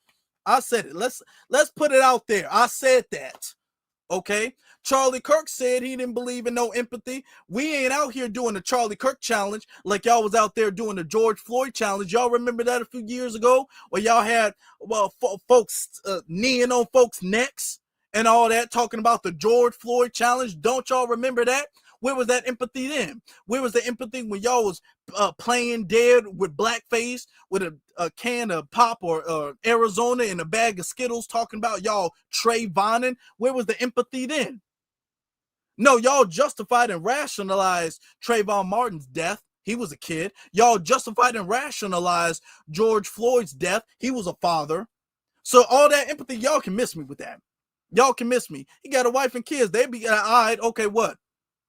Okay, the way I see it, the way based off it, the way his wife is talking, his wife is a problem too. I'm not trying to condone any harm coming to her, but I'm not trying to say she a saint, because she's clearly not. The only people who haven't done wrong yet is his kids. And if they raised by that mama, I don't have high hopes for them. And I'm going to say that. If they raised by that woman who married Charlie Kirk, I don't have high hopes for them. I'm not saying that they automatically going to be bad people in society. I'm not saying that. But is my hopes high for them? No, they're not. For neither one of them. Okay? I'm not slow, and I'm not going to ignore the pattern that we've been seeing for hundreds of years. I'm not. We're not playing this game. You ain't getting no empathy. Don't even ask. Angel says, racism is their true God. See how quick they abandon Christianity? Oh, yeah, they abandoned that real quick. Oh, real quick. All of that Christian talk is out the window. They put that Bible on the shelf and said, look, we ain't Christian today. We white today. And we're going to handle some white business. And when we need to be Christian, just so we can rationalize being white, we'll do that. Yeah. Uh-huh. All that Christian and preaching and all that church stuff is out the window. Out the window. Uh-huh. It was this. Claude Neely Francis. Oh, wow. Amos. Oh, that's a long name, brother. Says, Kirk debated college students because he was so intellectual, not knowledgeable adults. That's very true. With his big platform, you never seen him go debate an adult that's on his level. That's even in his age group. That's his peer. He's never challenged anybody who's on his level of his peer to debate him. He went to, that's like, would I be that smart? I'm going to get back to your super chat. Would you guys consider me like a seriously intelligent person if I went to a middle school and I said, hey, middle schoolers, I'm going to debate all of y'all. Any one of y'all come up and debate me and I can beat all of you guys. And I had a few dozen middle schoolers come up and I beat them in the, would y'all take me serious? And then I get to jump in and cut them off all I want to and then end the conversation when I want to. Would that show my intelligence if I went to a middle school and just started debating anybody? Even if you want to say, well, no, these are adults. Well, Charlie is like, what, 10 years their senior. Charlie is in his 30s debating folk in their 18, 19. What type of debate is, not even debaters 18 and 19, just random college students 18, 19 years old. What type of debate is that? He continues to say, not knowledgeable adults, but teenagers. What a lying, despicable society. Yeah, America is. Yes, that's true. We're not going to frame this like he was some master debater. No. Okay. FBAs must have no fear. Absolutely. When Nina Simone was asked, what does freedom mean to you, Nina? Nina Simone responded, freedom to means free of fear.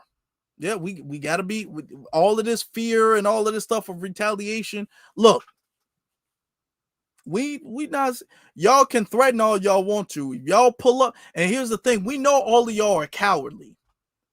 We know y'all cowardly. These three terrorists, these white supremacist terrorists, because that's what they are, all of these people, y'all had to go after people with their guards down. Notice that's the pattern with all of these people. Because people don't tend to have their guards up at a church, which is why you did it. People don't tend to have their guards up.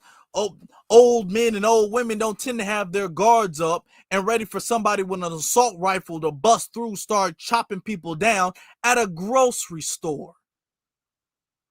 When people going in to buy a couple quick items at a damn dollar store, people aren't thinking that a crazy gunmen are going to start gunning them down. So yeah, you get these cowards have to go to places where black people tend to have their guards down. Their guards down. That's the thing. Because that's the only way they can really get one off. Y'all, we all saw what happened at that bus at Alabama. The Montgomery bus brawl. We all saw what happened. Okay. When it was a fair fight. Okay. When y'all didn't have the numbers to jump nobody. When y'all wasn't picking on somebody big. Y'all was picking on people your own size. Okay. When y'all was actually like physically having to fight people. Okay. Y'all saw what happened. Y'all lost. And we've seen situations like this happen again. We saw a bunch of Russians like a month ago attack a group of black people. We saw how that turned out. See, yeah, when it's a fair fight, y'all lose. So that's why y'all got to ambush people, cowardly, or y'all got to be police officers and have a whole bunch of equipment and the law to protect you, cowardly. So all we got to do is, okay, well, if y'all got to ambush people, we just got to make sure that we're a hard target for you to ambush, and we're going to be okay. Since y'all got to ambush us, as long as we make sure we're as hard of a target for you to ambush as possible, we'll be okay, because you're not going to come up to me and do nothing. You peeping around a corner with a damn trench coat on, waiting to have something pop off. If I see you, it's going to pop off. Okay, and it's going to be eye to eye, and you're going to have the damn dust ball like the damn West, the Wild Wild West, blow through the damn street. It's going to be and then, yeah, you're going to see that. It's going to be bouncing. And the dust ball is going to be me and you, eye to eye, yeah. And you ain't going to do nothing then, because you waiting for me to have my back turned. But when I see you, I ain't going to have my back turned, so now what's up? And they ain't going to do nothing then. All of these threats and stuff like that, they're not gonna go in there guns blazing. They're not gonna do that. No guns blazing. No, this stuff is cowardly. They do a lot of marching and demonstrations and stuff like that. Look at this. This guy's gonna get all of this stuff is oh no, that's not the right clip. Oh boy, that was not the right clip. I got the clip loaded right here. This stuff is cowardly. All of the marches and stuff that they be doing, you know, we trying to show our strength, and we trying to show our, you know, I don't know what they trying to prove. If they trying to prove they ain't soft, if they trying to prove they tough, they're not. This is cowardly. Because if y'all want to do something, y'all can do something, but y'all don't really want to do nothing. Because y'all need, first off, y'all need an army, and then y'all need the law to protect you. Look at this. White man, fight back. Go get a gun, Brad. Go get a gun. Fight back. Our streets. Our streets. Our streets. Our lands. Mind you, they're all in disguise. They're all fully covered up. White man, fight back. Most of them. Fight back. Fight back. Keep going. Our homes. Take back our land.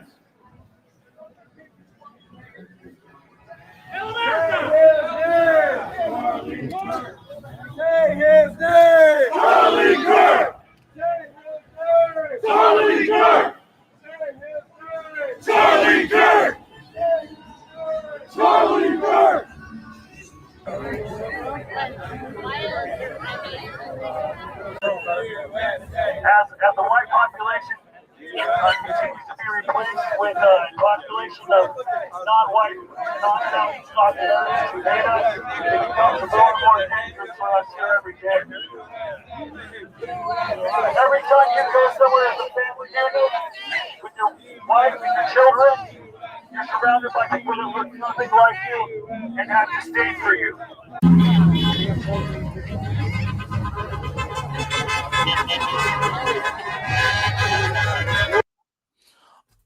Yeah, y'all ain't trying to pull up to no all of this talk about Chicago. Y'all been talking about Chicago for a minute. Y'all ain't trying to pull up to Chicago like that. I don't care what y'all say. I don't care how tough y'all think y'all are. Y'all are not pulling up to Chicago like that ever. Ever. Ever. I swear to God, y'all never pulling up to Chicago like that. Okay? Y'all send the National Guard in Chicago before y'all pull up to Chicago. All of the Proud Boys and all of that stuff, y'all act like, oh, I'm ready for the war. I'm ready for it. Y'all ain't ready for nothing. Y'all ain't ready for nothing. Y'all not pulling up to Chicago like that. Y'all ain't pulling up to no black community like that. Y'all be the first, y'all be running out there like, oh my God, police, get them. Get them. That's what y'all be doing. Y'all doing that to places that ain't gonna really push back against y'all to try to make y'allself seem like y'all tough. Y'all not tough, which is why y'all need the law to protect you, because you're cowards. Just like Charlie. Charlie was a terrorist coward, and he thought his terrorism wasn't gonna bite him back, but it did. It bit him in the neck. But family, I appreciate you guys. Normally, we're not really on. Actually, hold on. Let me get to this one last super chat from Aaron. Aaron, if you understand that joke. If you don't, it's just Aaron. Okay. Aaron says, we feel about Kirk the same way they feel about CEO that Luigi Mangione deleted. The CEO, I said CEO, that Luigi Mangione deleted. Their hypocrisy picks and chooses when to exalt and who picks and chooses who to exalt and who not to. That is true. If it's consistent, let it be consistent all the way. Shout out to Aaron. If you know what I mean, you know what I mean. If you don't, it's cool. All right. I know if you don't know what I mean, Aaron, this nothing is a joke. Please don't get offended. All right. But we had a good one today. We had a good one. All right. These are cowards, and we're not gonna let his legacy be memorialized, especially in comparison to Dr. King, in comparison to Malcolm X or G. I mean, they just reaching. We're not gonna let his legacy be memorialized or summarized or made to be similar to them at all. At all. It says new dance craze. Kirk is a jerk. Hey, that's true. That's something else, ain't it? Kirk is a jerk. Hey, that do rhyme. That do rhyme, though. And it's true. Things are good when they rhyme and they true. That's really good. Family, this concludes tonight. We had a special one because we're not going to miss track. Emergency or not, we're going to find a way because there's still so much throughout the week. We have to discuss so many subjects we have to discuss. We got to break down throughout the week. So I appreciate y'all patience. I appreciate y'all bearing with me. We had a good amount of people in here for this Tuesday. We were early. So I thank you guys for that. I thank you guys for all the likes, all the super chats, all the everything, all the support, your contributions, no matter where it comes from. Thank you all for that. Before you all leave, I would appreciate if you guys hit that like button, if you guys hit that subscribe button, and if you guys hit that notification bell so that way you don't miss out on anything that we post on this channel. We got great things on this channel and great things coming up. So make sure you're informed. Make sure you hit that like to send a message that Charlie Kirk's death is not going to be memorialized. We're not going to let that happen. You're not going to sanitize his legacy to make it seem like it was simply political difference. You won't do that. We won't let it. We won't let that happen. Now, my brothers and sisters, once again, I appreciate you guys. Thank you all for watching live or on the playback. Y'all, Have a good rest of your evening. And of course, you all stay blessed.